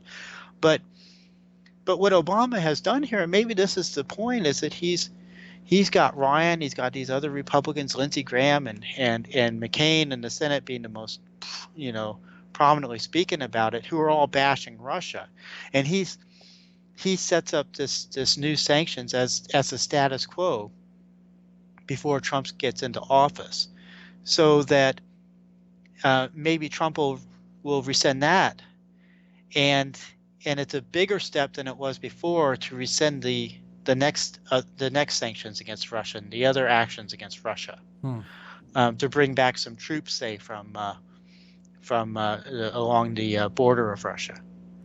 Maybe and he just makes it that much harder by making the status quo that much more anti-Russia. Yep. And he might be thinking the same thing with the drilling. Let's make the status quo that much more, anti-drilling. Yep. And then Trump he'll still rescind that executive order and maybe the next one, but he won't go to the one beyond that. Maybe that's the kind of thinking that Obama's exercising. Well, is there a historical narrative where new presidents come in and rescind executive orders? It happens. I think that one problem you get is that they tend to talk bigger than they deliver. Right. I talked about Reagan wanting to get rid of cabinet departments. And he wanted to put somebody really good and, I don't know about good, but somebody who was more in his line of thinking of getting rid of the Department of Education in there. Right. And he didn't. He he got pressured and put somebody else in, and ultimately it was even Bill Bennett of all people. Just terrible. But but there's a history of them talking big and not being able to do. Reagan was a supporter of the gold standard. He thought the gold standard was a good idea. He talked with Dr. Paul about that in the early days of his presidency, but he didn't put in a gold standard. Right. He didn't even he might have thought it, but he didn't act on it. And that's there's a lot of push for things to keep on a course. Yeah, I think even presidents only have so much. I mean, when it comes down to the nuts and bolts of it, they only have so much power. And then, right, and there's so many things that all these people that Trump wants to put in positions are going to do that he never even really knows are happening. It's not possible to know all the things that all these different cabinet secretaries are doing and the people under them and so forth. Yeah. And you look at legislation that gets passed, often it's talking about the Secretary of Treasury will do this, the Secretary of Defense will have this power, and so forth. So it's explicitly in the statutes that these cabinet level people will have all these powers, these ability to make decisions. And ultimately the president can fire them, he can direct them to do things, and so forth. But for the most part, they're gonna do them through the process, and he's not going to be aware of a lot of it. He's going to have a few areas where he tries to micromanage things, and otherwise they're just going to keep going. Yeah. Well, he's kind of even said that to a certain extent with the, which I don't mind, but when he talks about the daily national security briefings he's supposed to get, and he said, "Nah, I'm a smart guy. I don't need a daily deal. Just tell me once a week. That's good enough. I don't want to hear the same crap every day." Right. I mean, he is at least at the very least, he's very entertaining for us. It just, unfortunately, things that he does, says, or can do affects our lives directly. I mean, not indirectly or, things not seen. It's he could have or will probably have a direct impact on our lives. And hopefully it's not in the matter of a major war. And that's always kind of my biggest fear, is a major war. We don't need that. And we have enough problems without having a major all-out fight with another. We can't really call Russia a superpower compared to America, because they spend like $35 billion versus our $600 billion a year for military, but still, they have nukes. We don't need to have wars with them. They're literally our neighbors. They're like the end of Alaska to cross over the steppe to Russia is 50 miles. So we like good relations with those folks. Plus, we have a very large Russian citizenry here, very large. So yeah, we don't need to. Now, do some of the Russians, can people trace their ancestry back to when it was when Alaska was part of Russia? Oh, I'm sure. Yes, no doubt, because it wasn't that long ago, and we do No, have. yeah.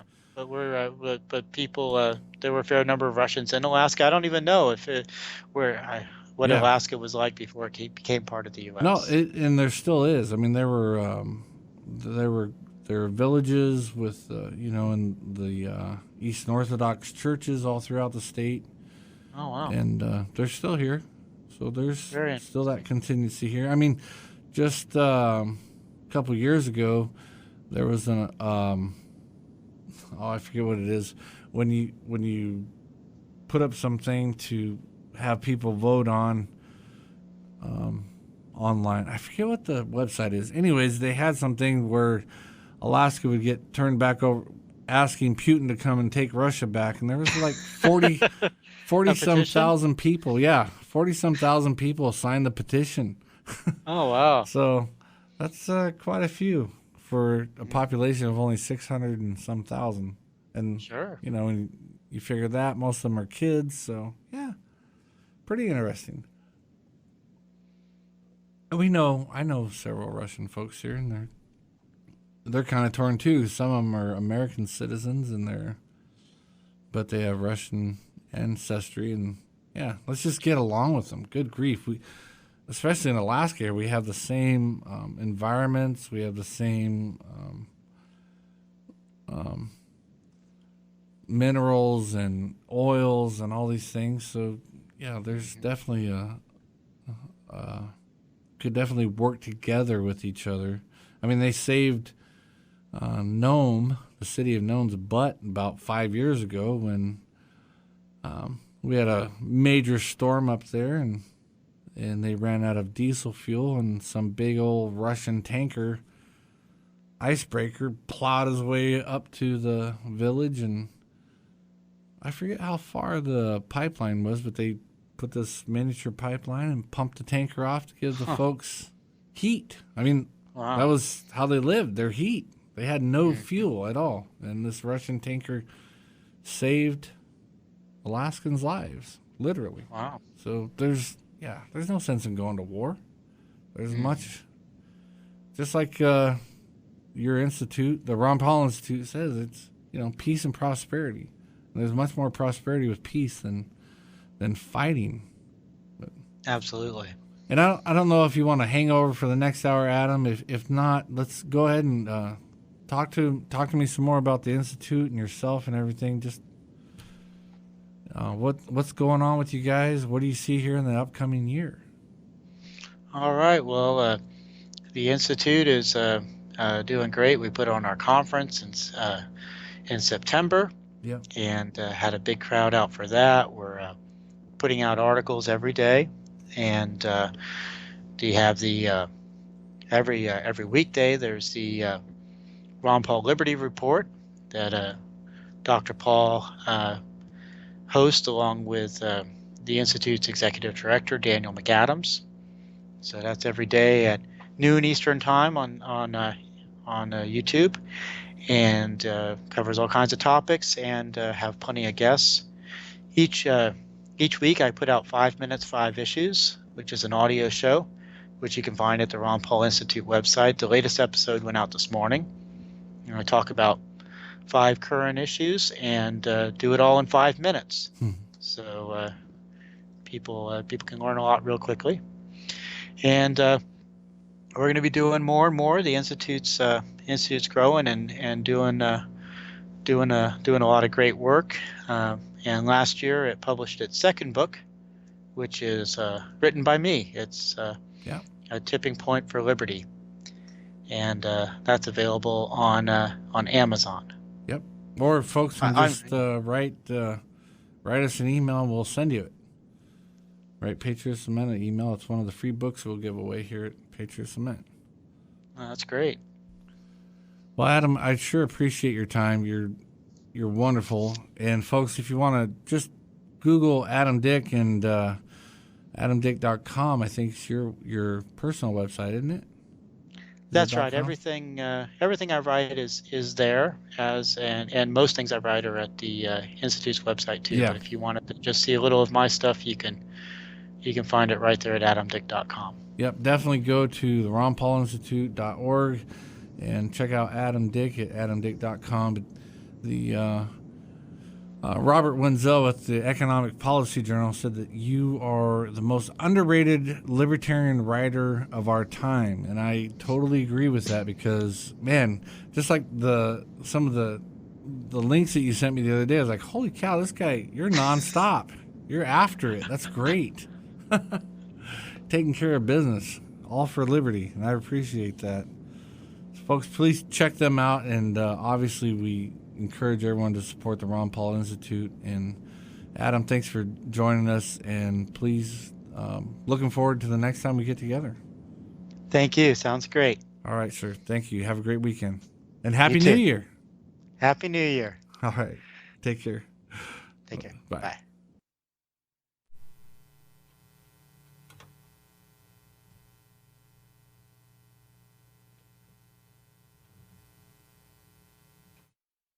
Children that Santa Claus doesn't exist. You're listening to Fox News Radio. Fair and balanced. On the next episode of Recipes for Disaster. So we've got our neighbor Paul coming over tonight for a barbecue, which is why I prepared a delicious lemon rosemary steak marinade from my special collection of old family recipes. To make sure the steaks are extra tender, I left them marinating out on the counter overnight, just like Nana used to. Maria may mean well, but without food safety, it never ends well. Always thaw or marinate foods in the refrigerator at 40 degrees Fahrenheit or below, or you could make your friends and family really sick. Maria's neighbor Paul didn't think twice about the steak he ate until he was presenting his company's financial forecast to the board. That's when a sudden bout of food poisoning made it explicitly clear that profits weren't the only thing on the rise. Watch Recipes for Disaster at foodsafety.gov. You'll learn the right steps as Maria does everything wrong. Brought to you by the USDA, HHS, and the Ad Council. Planned Parenthood is asking a federal judge to prevent Texas from cutting it out of the state's Medicaid program. That request filed in U.S. District Court in Austin. More people are trying to get into the U.S. illegally. A new federal report shows there's been a 15% surge in illegal immigrants coming across the border this year. According to the numbers released Friday by the Department of Homeland Security, total apprehensions across the country jumped by 67,000 this year compared to 2015. Border Patrol arrests alone are up 23%. Homeland Security points out the numbers are lower than they were routinely from the 80s to 2008 and that they've made a concerted effort to crack down on illegal criminals. But the number of families and children sneaking across the border is higher than 2014 and 2015 when we saw the surge of immigrants coming from Central America. It also comes as there's been reports that this year's surge could be linked with President-elect Trump's tough stance on border security. Will Carr, Fox News. The president-elect ditched his press pool again. This time he went to play golf at his club in Jupiter, Florida, without telling reporters about the plans. Mr. Trump is throwing a New Year's Eve bash later. More than 800 people are expected to party at Mar-a-Lago tonight, a New Year's Eve celebration hosted by President-elect Trump and his wife, Melania. Notable guests that will be in attendance include Sylvester Stallone, Quincy Jones, and others. Transition spokesman Sean Spicer says dinner and dancing will go on until 1 in the morning. Vice President-elect Mike Pence is spending New Year's Eve with family in Indiana. Both the President-elect and Vice President-elect have meetings next week in New York. Jared Halpern, Fox News. A humpback whale is swimming along the shores of New York City, right near Gracie Mansion, where the mayor lives. Police patrolling the city's busy harbor spotted it in the East River. I'm Kathleen Maloney, Fox News Radio.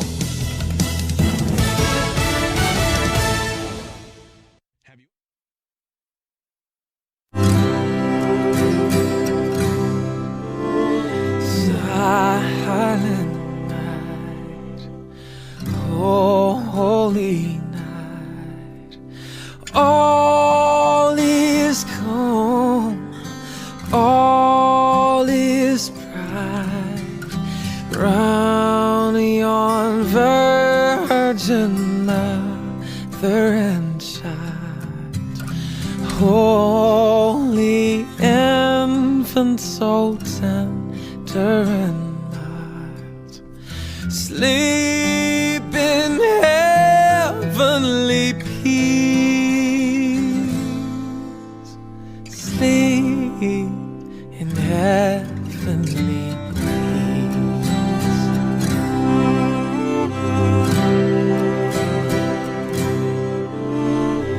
silent night, holy night, shepherds quake at the sight, glory stream from heaven afar, heavenly hosts sing hallelujah. Christ the Savior is born. Christ the Savior is born.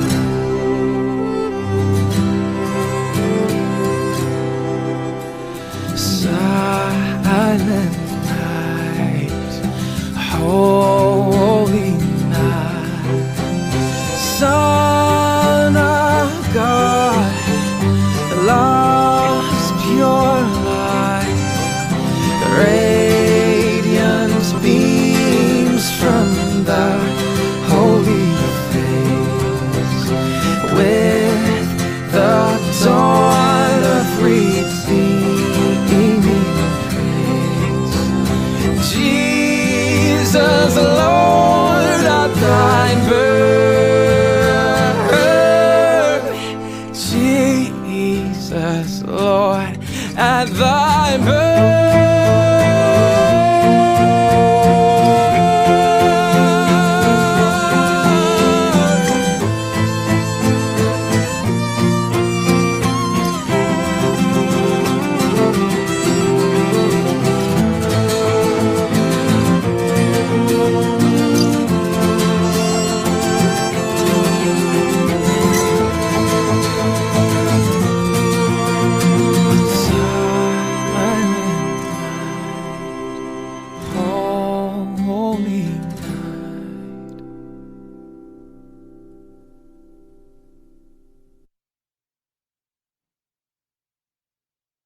All right. Welcome to Patriot Smith. My name's Joshua Bennett. And as you can hear, I am not done with Christmas yet.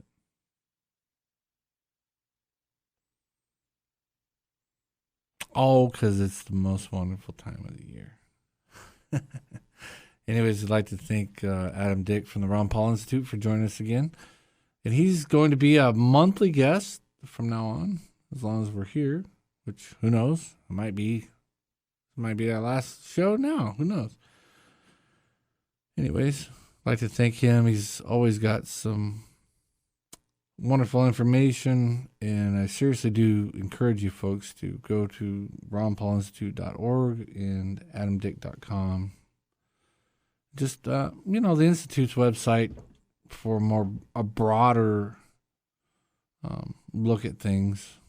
They have multitude of great writers on there. But if you just want to specifically look at what Adam Dick's written, then obviously go to his website, because he has all of them on there. And he has a myriad of wonderful things that he's written. Really insightful things that, from perspectives that even I don't even catch sometimes, where I really like, that makes sense, or didn't know that. And I read a lot of stuff, so if I'm reading stuff like that and going, you definitely should too. It will make you smarter, make you more knowledgeable, and that really is the key to being a free people, a free person, is knowledge. Knowledge is freedom. The truth will set you free. And there's nothing wrong with being free. Mm-hmm. In fact, not only is there nothing wrong with being free, that should be our goal, to be free, ultimately free, and ultimately liberated. Anyways, so this hour, even though Adam's not on, and I do appreciate the folks that called in. Sorry that the auto attendant wasn't on. But we'll take calls this hour to 907-458-8255 if you want to call in. Or if you know the hotline number, call that. But if you don't, that's because I haven't given it to you. And, oh, look at that. Hello, caller. You're up next. Hello, Josh. This is Jim and Kenai. How you doing? Good morning, Jim. Good. Thanks for calling in. Happy to. Boy, did enjoy Adam Dick on the first 2 hours of the show. Thank you. I did too. Much so. And I've been listening through Jordan Peterson's work, and he's got a lot of really interesting stuff after researching in depth the Nazis and the Soviet Union, and he traces people's willingness to do evil to their fellow man back to two things: resentment and arrogance. And these two mindsets lead people to very dark places where they just enjoy hurting others for the sake of hurting others. And we see a lot of this on both sides of the political spectrum. So even when we're doing battle with people we know are wrong, we need to be careful not to become arrogant about it or to become resentful of the fact that sometimes they have an easier time getting followers because they're tying into envy, which is always an easier sell. So in the new year, I would encourage people to stay centered, not in arrogance, but in humility, even when we're pretty sure that we're right, that we could be going about things in the wrong way, that the other people may have things that are hurting them that are causing them to fall into these patterns, and it may not just be the fact that have a little bit of empathy for the people on the other side, because if we can understand that the broad population of Germany was prepped for World War II by being starved at the end of World War I, if we can understand that these people started out fallen, as all people are, but then made bad choices and fell to the common failings of humanity. Be careful, you that stand, lest and say that you won't fall, lest you do, that sort of thing. Have a little bit of humility when we're dealing with others. Not that we don't have confidence in our own position, but that we can still understand the other person on the other side. Because otherwise it becomes just too easy to get into the arrogant resentment mindset and then become tempted to do evil ourselves. Yep, that's a very good point. And I got to tell you, Jim, that you have been a big inspiration to me about that as far as humility. Because we've talked more than once where you said, well, we've been there before. We've been there before. And I have to remind myself of that because, I think to myself, well, I know I'm right. And it's a big deal to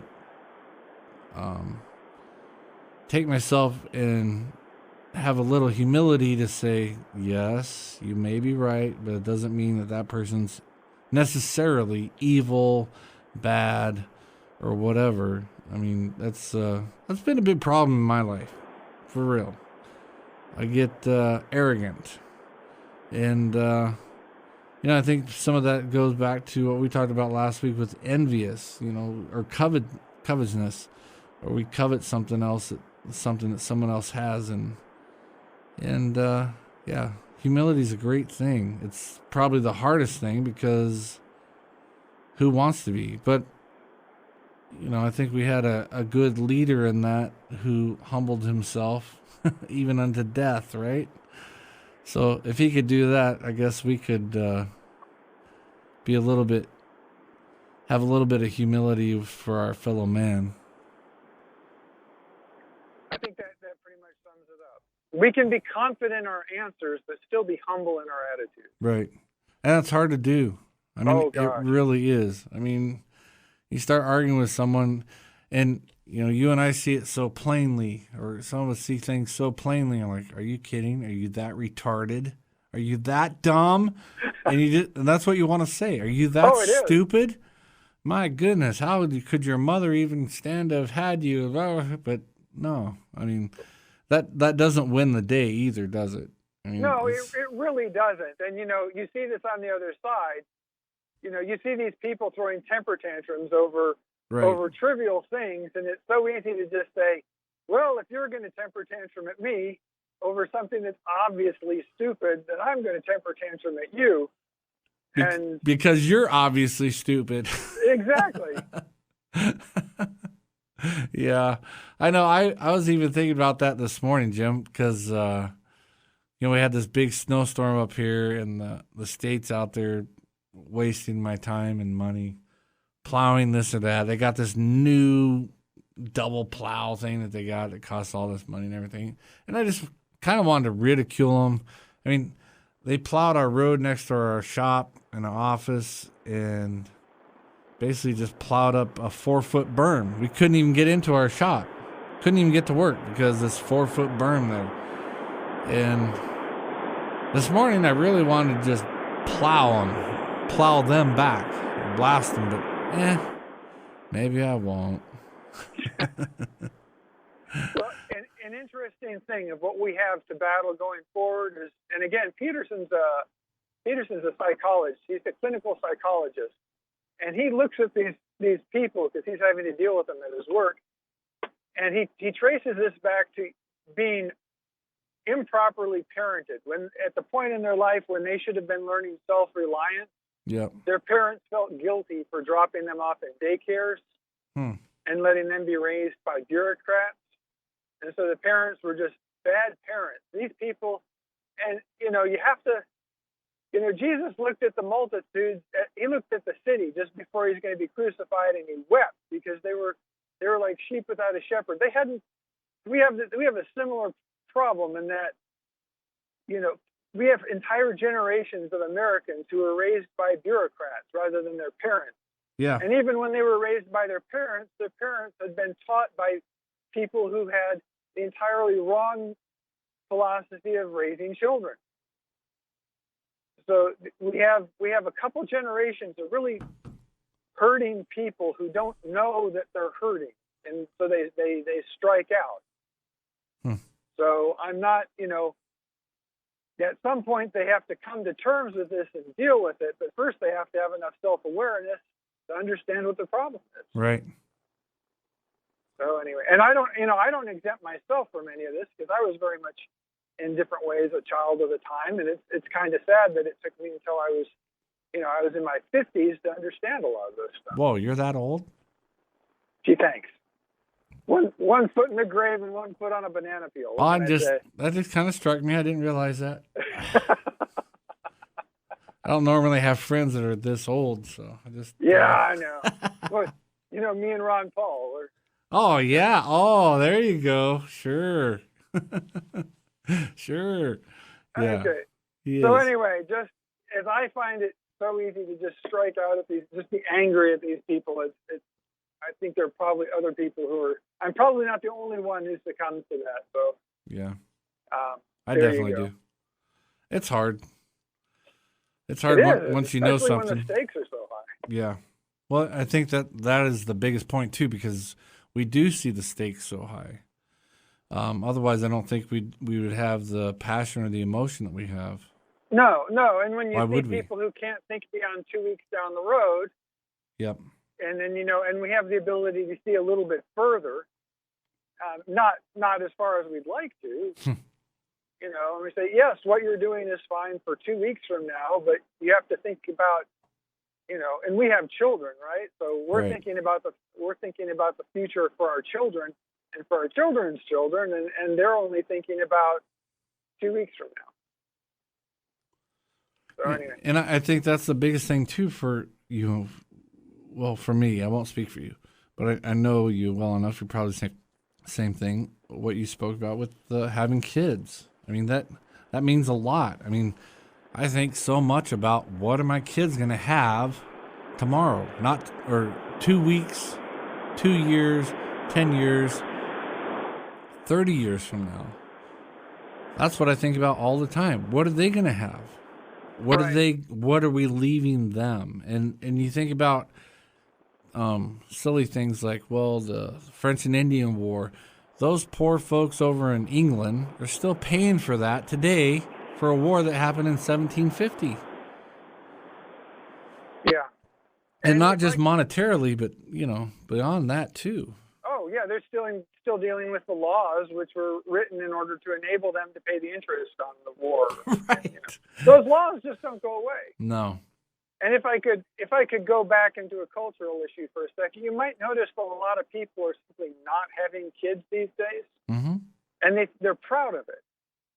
And I think that's a huge mistake, because by not having kids, you when you have kids, your mindset shifts a lot to a lot longer time horizon. Mm-hmm. And so if you don't have kids, and some people are even proud of this because they think they're saving the planet or whatever, but this allows them to stay in a very present-oriented mindset. They never have to really think further down the road because they're not concerned about their children's future in quite such a visceral way. They say they are, but it's one thing to say you are, and it's another thing to have somebody, to know that somebody that you are so invested in is going to have to live with the consequences of your decisions. It's a huge mindset. Well, I'd take that to another step too with the rate of marriage today. I know so many people that have families that never, quote unquote, got married.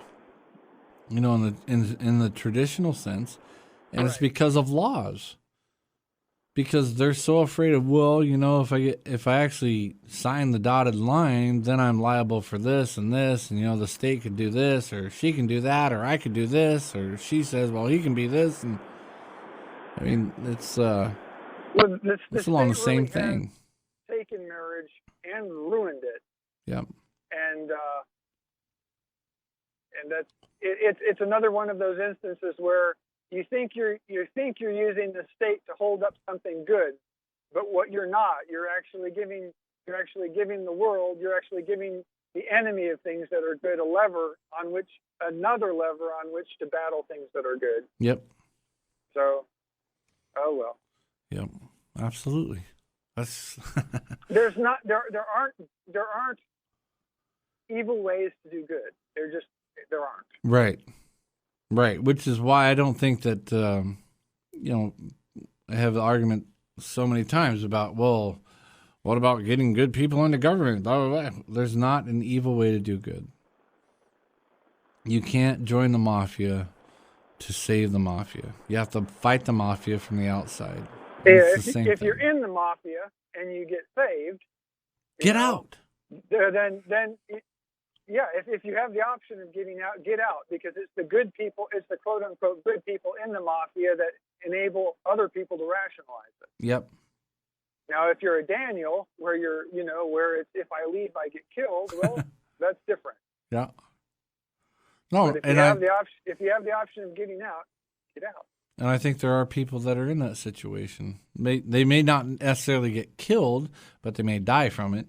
Yeah. So I don't really have any hardships or hard feelings about those kind of situations. But if you can, get out.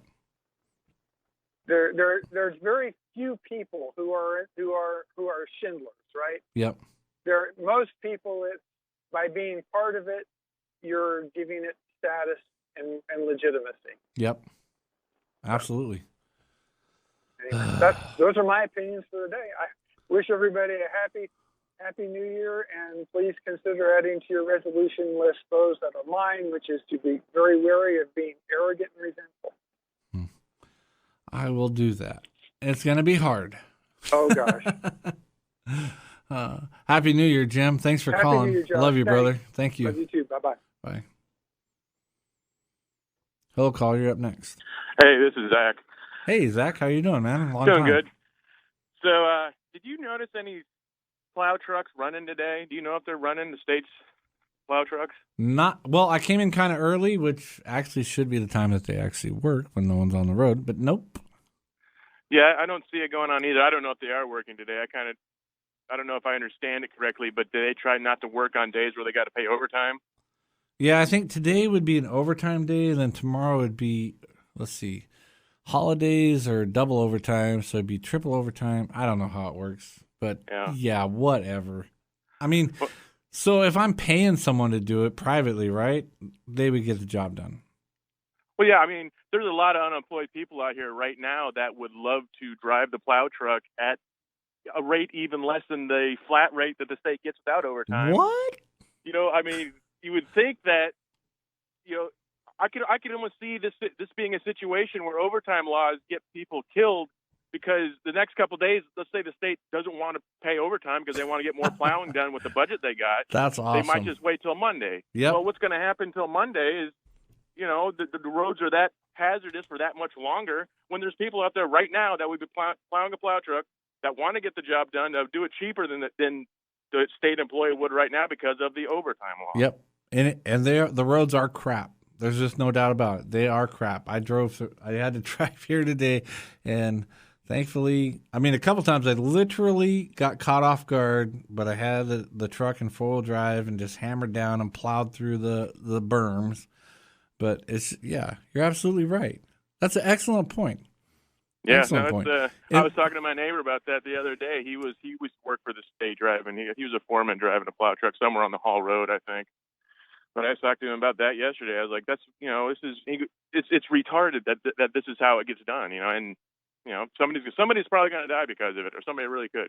Well, I think that part of it too is to remind the citizenry that we are reliant on them. I mean, there's no doubt. Every time there's a budget shortfall or whatever, they need more money, they make us hurt. I mean, think about when there's a government shutdown, so all the niceties that the citizens get to accommodate with are all shut down, like the parks and this and that, whatever. And it's the same thing with the snow. I mean, we have a budget downfall. You guys don't want to pay taxes? Well, we can't plow the snow for you. Sorry. I mean, I know guys. I've had guys that work for me that work for the state, right? And last winter, they went to work every day, nothing to do. So they just told them, get in the state pickup, drive off somewhere, and hide out. Literally. The whole crew, go hide out somewhere because they can't fire them. They can't lay them off. They can't do anything. Well, we don't have anything for you to do. But on Monday, you have to come in and go through this class because it's a safety class. So they have to go through that. They get paid pretty good for it. And now this is a fact. I had a couple guys that worked for me last winter. So what did you guys do this week? Because the snow didn't get... No, they didn't have anything for us to do, or they didn't have the money to plow. So we just went and hung out. One crew went up the Chena Hot Springs Road, found a pulled out behind it, and they slept through the night and set their alarm to go off an hour before they're supposed to be back. Cruise back, went back in. Here we are, blah, blah, blah. That literally happened. Like North Slope work, too. I mean, oh, yeah. They do that up there, too. But I don't even see the oil producers as really a totally private organization anyway. But they still, I mean, it's money that they're getting by selling a product, I guess, in a roundabout way. So the employees goofing off all day. There's lots of days like that where there is nothing to do and you drive around in a truck. But, you know, on the other point the previous caller made, too, about the people not having kids and not getting married, that's like a massively growing trend.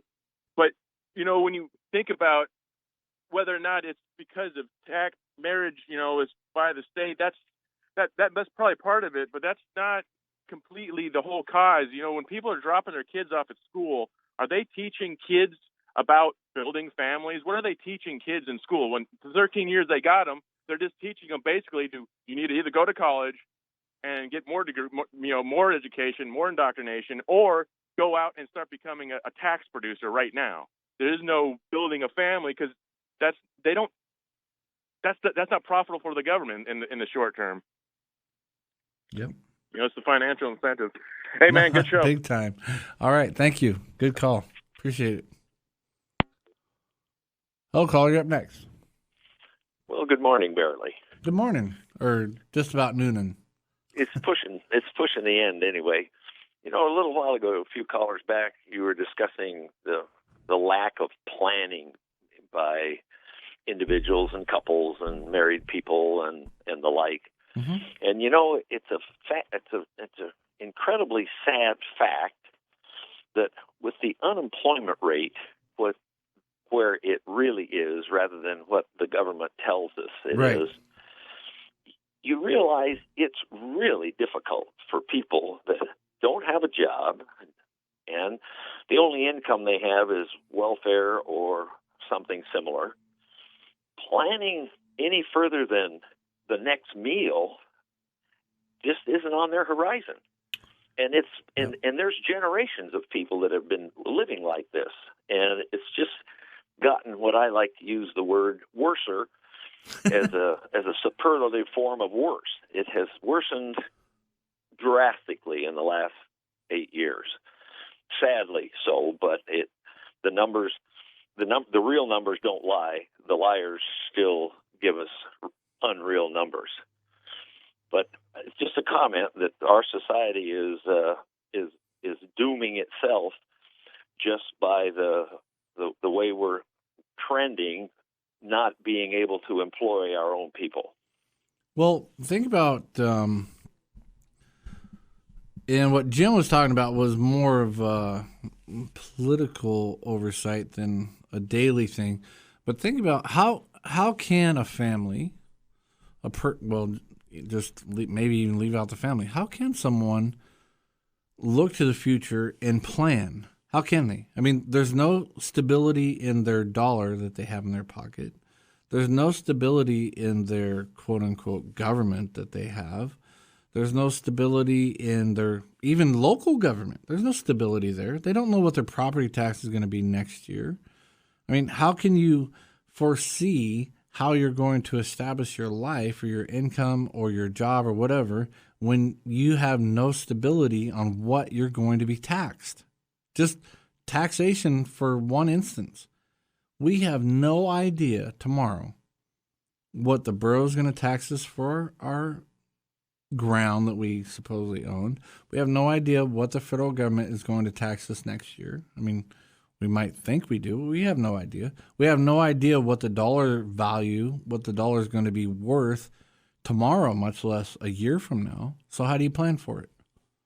I mean, we basically are pushed into a day-to-day survival, which maybe that's not such a bad thing. We should worry about today because tomorrow has enough of its own problems, but we have no stability, and I think purposely so. I think that it's on purpose that we have no stability to know what we can plan on for our family, our future, anything 3 years down the road, much less 3 days.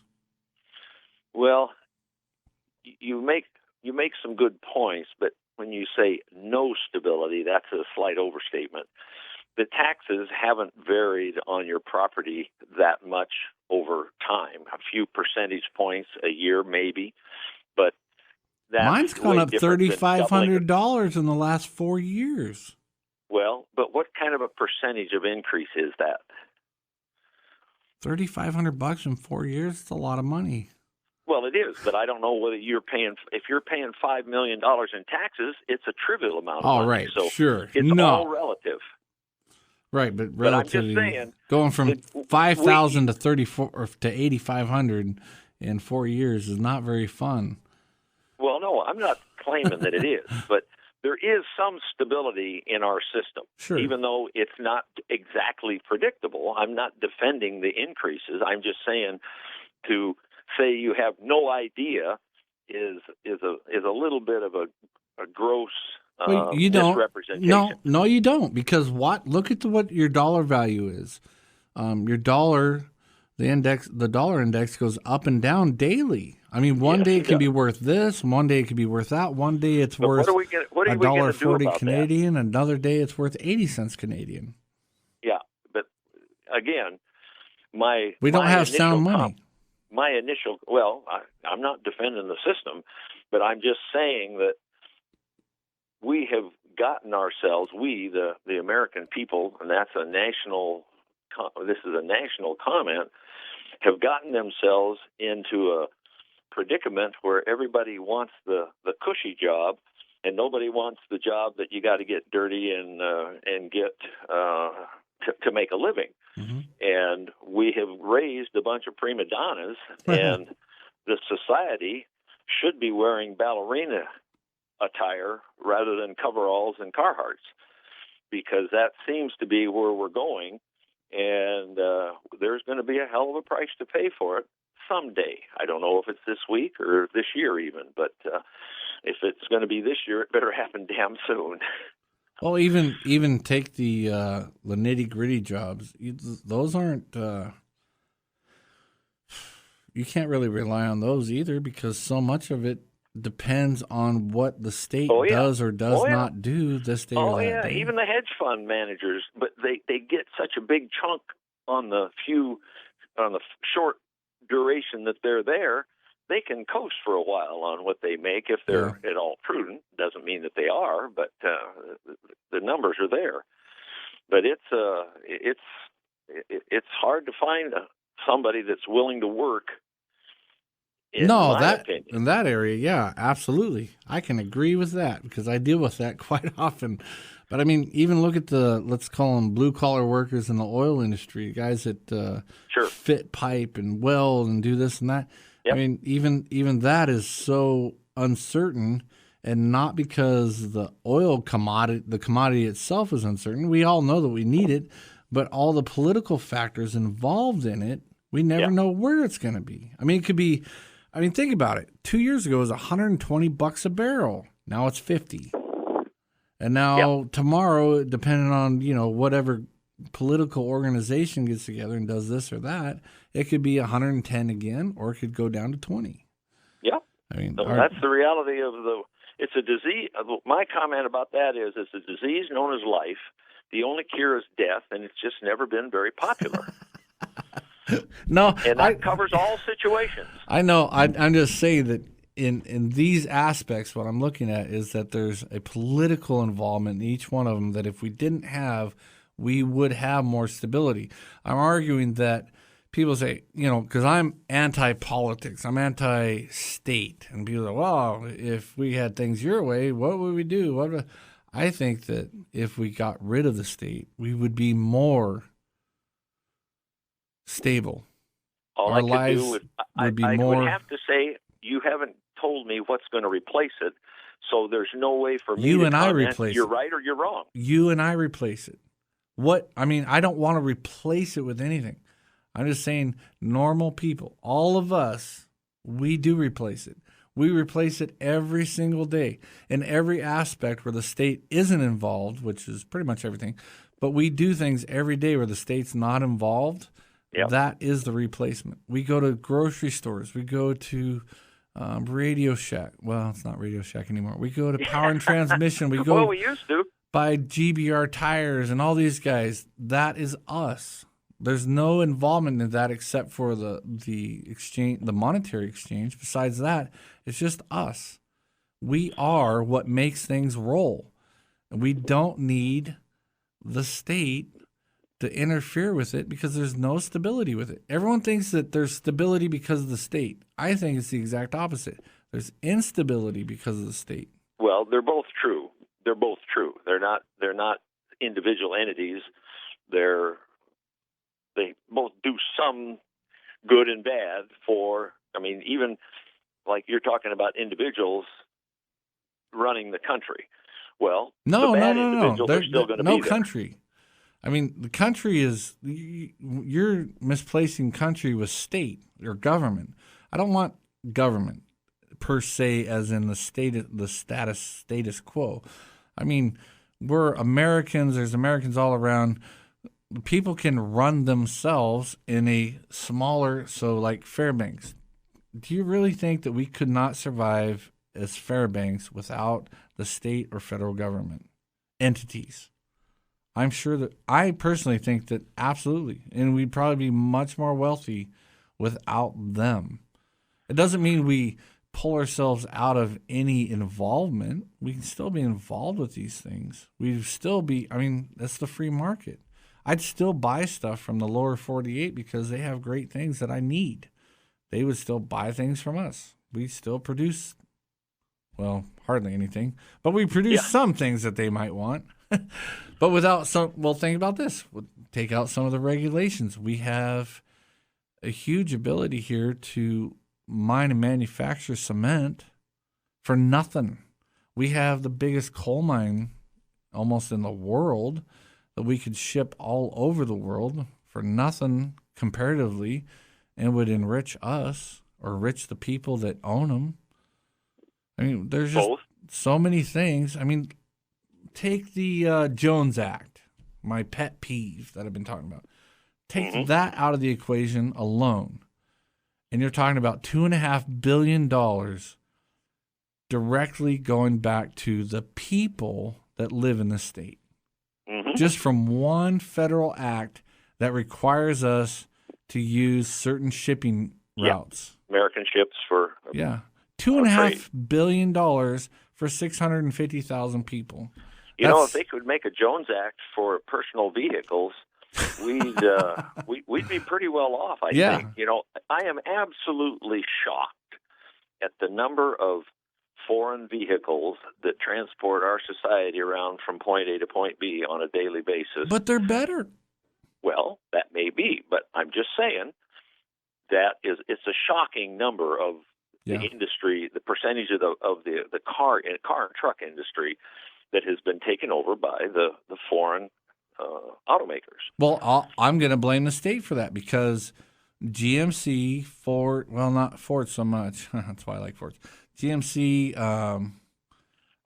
Dodge, all those guys, because they get government subsidies whether they fail or make it. But if they had to make it and they couldn't get bailed out, they would give us a product that we would want to buy. There's no doubt. Absolutely. That's an absolute true statement. There's no doubt. But, I mean, think about the Jones Act. You get rid of that, that's 2.5 dividends per person a year that we would be saving individually. Yeah. 2.5 dividends. Well, let's see. I guess that depends on how big Trump, that sounds like it's in Mr. Trump's bailiwick. Yeah, maybe he'll. Well, maybe. I mean, I could use an extra let's see. I think the last time was actually the actual number was $3,580 per person. So I know that my family could use 10 of us, $3,580 per person. $35,000. Yeah. Yeah. Just because some antiquated 1920s law. Well, but you can rest assured there's a few people making a lot of money because of it. Well, and I'm glad for them, too. I'm glad that they're bazillionaires over that. Well, it's just the way it is, and until somebody does something about it, I'm afraid it's going to be there. Yep. Well, at least we're talking about it. I mean, how many people even know what the Jones Act is? Hardly anybody. You're absolutely right, and that's another whole other story. The awareness of the citizenry that votes for whatever they vote for. Sure. But thanks for the program. Have a happy New Year. Happy New Year. Keep shoveling along with smiling. Yep. All right. Thank you. You bet. Have Good a good day. Bye. Oops. Didn't get that off soon enough. Yeah, so think about that. How many people even know about the Jones Act, except for the fact that this program, me, and Mike, when he's been here, have talked about the Jones Act. Think about that. Get rid of that one act, which is so antiquated. It's back to World War I when they put that in. And even then, it was a Protectionist Act. Here we are some 80, 90 years later. We don't need it. And it costs you approximately $3,500 a year in what you pay for goods and services here in Alaska. I mean, Mike Anderson talked about when the first time he brought up some, what was it? His products from the Philippines. Brought up in a container ship. It had to go to Los Angeles. The stupid ship, because it went to China or whatever, went within 100 miles of Kodiak Island before it went back down, because it was in the shipping lanes, within 100 miles of Kodiak Island, and then went all the way down to L.A. He pulled everything off, looked at everything, put everything back on an American ship. Then it goes up to Seattle, pull everything off, put it on another American ship that comes to Alaska. So his product, well, I don't remember how much the percentage-wise was, but if you think about it, you have to do that many times when the stupid thing that originally had the product was within 100 miles of Kodiak. So what, another 400 miles to Anchorage?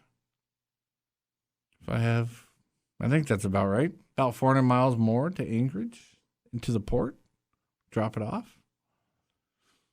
How much more does that cost? It's just like Trump's whole thing that I cannot stand that so many people are for when he talks about having his, I'm going to put a 35% tariff on anything coming from China. A 30% tariff of anything coming from Mexico. So what that's supposed to sound like is that you and I go, yeah, we'll screw those Chinese and Mexicans. We're going to charge them 35%. So if it's $1, we're going to charge them 35 cents to bring it here. Yeah, well, guess who pays for it? You do. You don't think that they don't tack that on? Just like when the Democrats talk about taxes, like, oh yeah, those evil corporations, every time we tax them, they just tack that onto their bill that they sell back to the person that buys it. Yeah, they sure do. So the ultimate person that hurts is the consumer, which is you and I. We're the ones that need the goods. All these free trade agreements and everything we hear about, they need to go out the door. Free trade is you buy from whomever you want to, and there's no restrictions for that to get to you. That's free trade. You sell to whoever you want to worldwide, and there's no restriction or tax for you to do that. That's free trade. This government monopolized funny trade is what it really is. It's not free trade that they talk about here. North American Free Trade Agreement, NAFTA. There's nothing free about it because there's laws. The TPPPE or whatever it is with the transatlantic thing, or GATT. All those things. The transatlantic free trade deal. There's nothing free about it. There's just more regulations and institutions that are involved that take money or tax and cost you, the consumer, more money. And the reasoning that they come up with is that, well, we're going to, if it costs them more to do business outside of America, then they'll do business inside America and we'll have the jobs here. No. Doesn't work that way. Why does it cost so much to manufacture in America in the first place? The very same government making these free trade agreements because of regulations.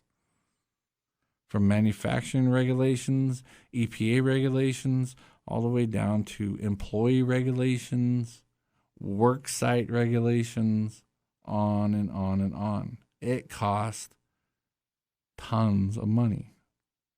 If you've never been on the North Slope or worked up there, it would boggle your mind, the regulations they have to go through up there, which they pay for, but they tack that onto the barrel of oil that comes down the pipeline that you buy every time you fill up your gas can or your gas tank or your heating oil, whatever.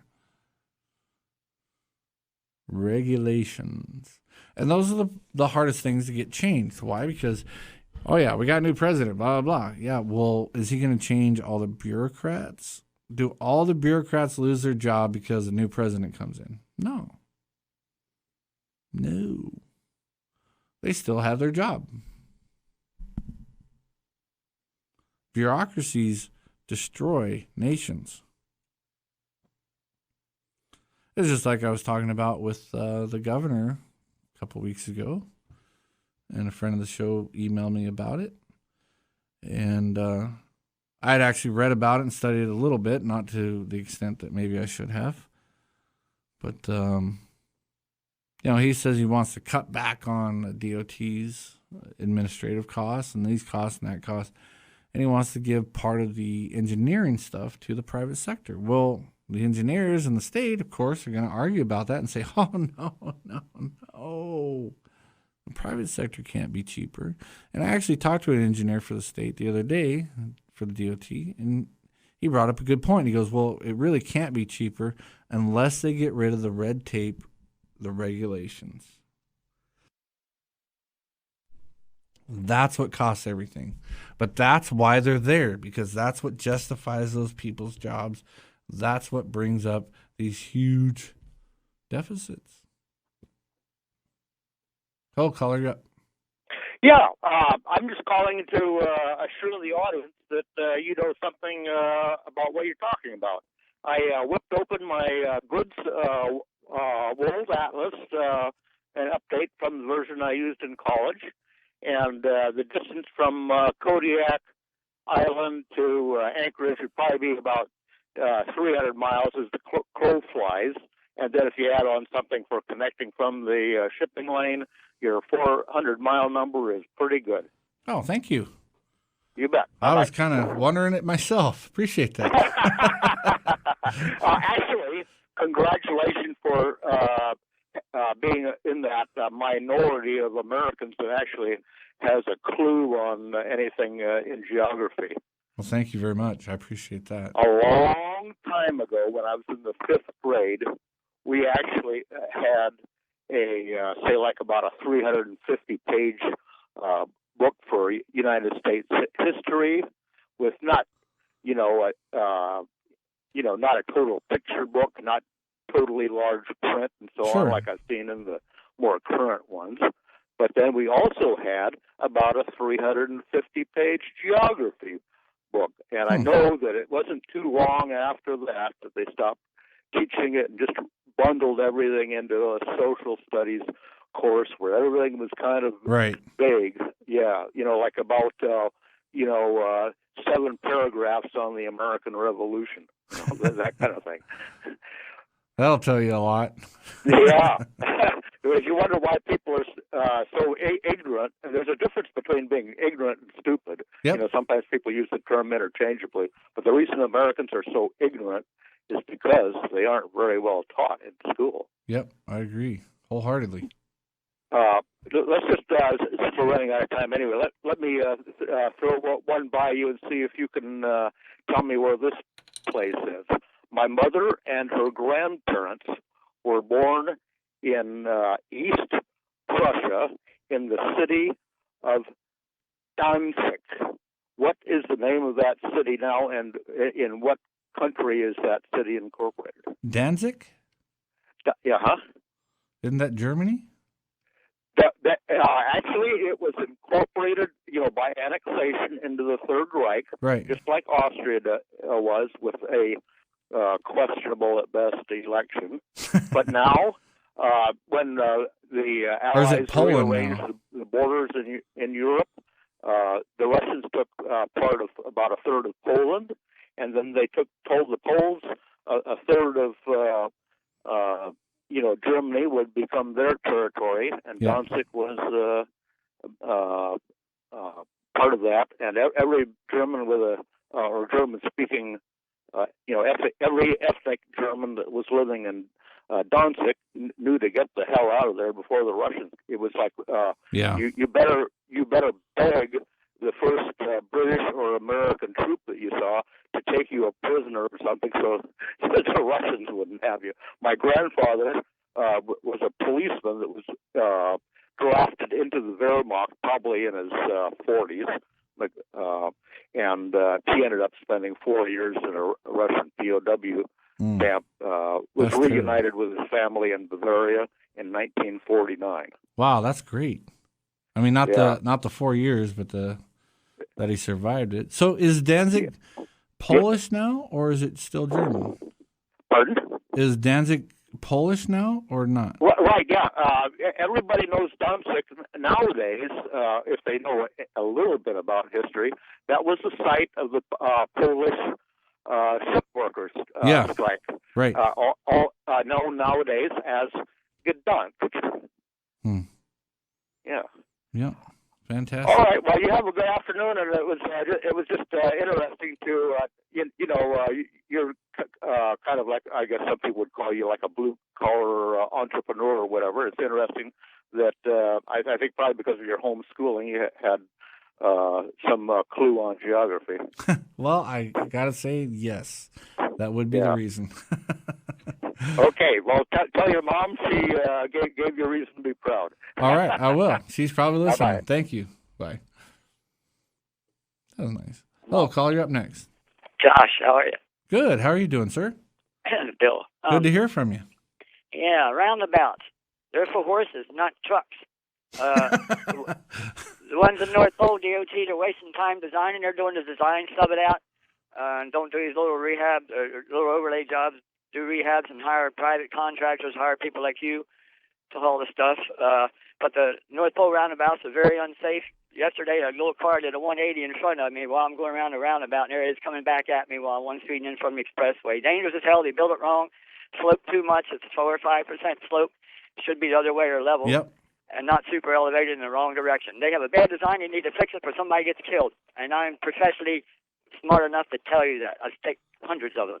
No, I agree with that. And yeah, they are a joke. I mean, you look at the semi trucks have to use that. I mean, there's no way around it, and they drive right over the median. They have to. That's why they have a road curve for you there, so you can do that. The radius is too damn small, and it's going the wrong way. It should be super elevated in the upper direction, not down like a regular road. They blew it into design. They blew it into construction. Damn it, fix it before somebody gets hurt, Mr. Mayor. Thank you for the show, guys. Alrighty, Bye. sir. Thank you. Bye. That reminded me of something. I should have brought this up earlier, too. The mayor. I saw a story this week about the Fairbanks mayor. And he put something on Facebook about... where did I see this? On the Anchorage Daily News. He put some story on Facebook about how he was coming out of a store and some disturbed woman came to him and said, I see 2 little kids in a vehicle over there. So he, in his graciousness, kingly-like manner, went over and stood by the car and watched over these 2 kids in the car. I don't remember how many minutes he said it was, like 10 minutes or whatever, until the mother came out and he told the mother, scolded her apparently, and, how dare you leave your children? You left your children out here in their car. And she turned around and scolded him back and said, they're fine. Mind your own beeswax, buddy. Jumped in the car and took off. So that's fine. Until the mayor, not to be neglected or definitely not to be scolded, used his power as a mayor and called the cops on this person. Called his cops. Called his thugs, I guess. And the cops went and investigated whatever, and they said, nothing wrong here. Nothing to see here. Go on your way, whatever. But I just thought that was interesting. This guy, now we're out of time. Dang it. So next week, remind me to bring this up because we need to talk about it. There's a big dealio where, people are commenting on, oh, good job, Mayor.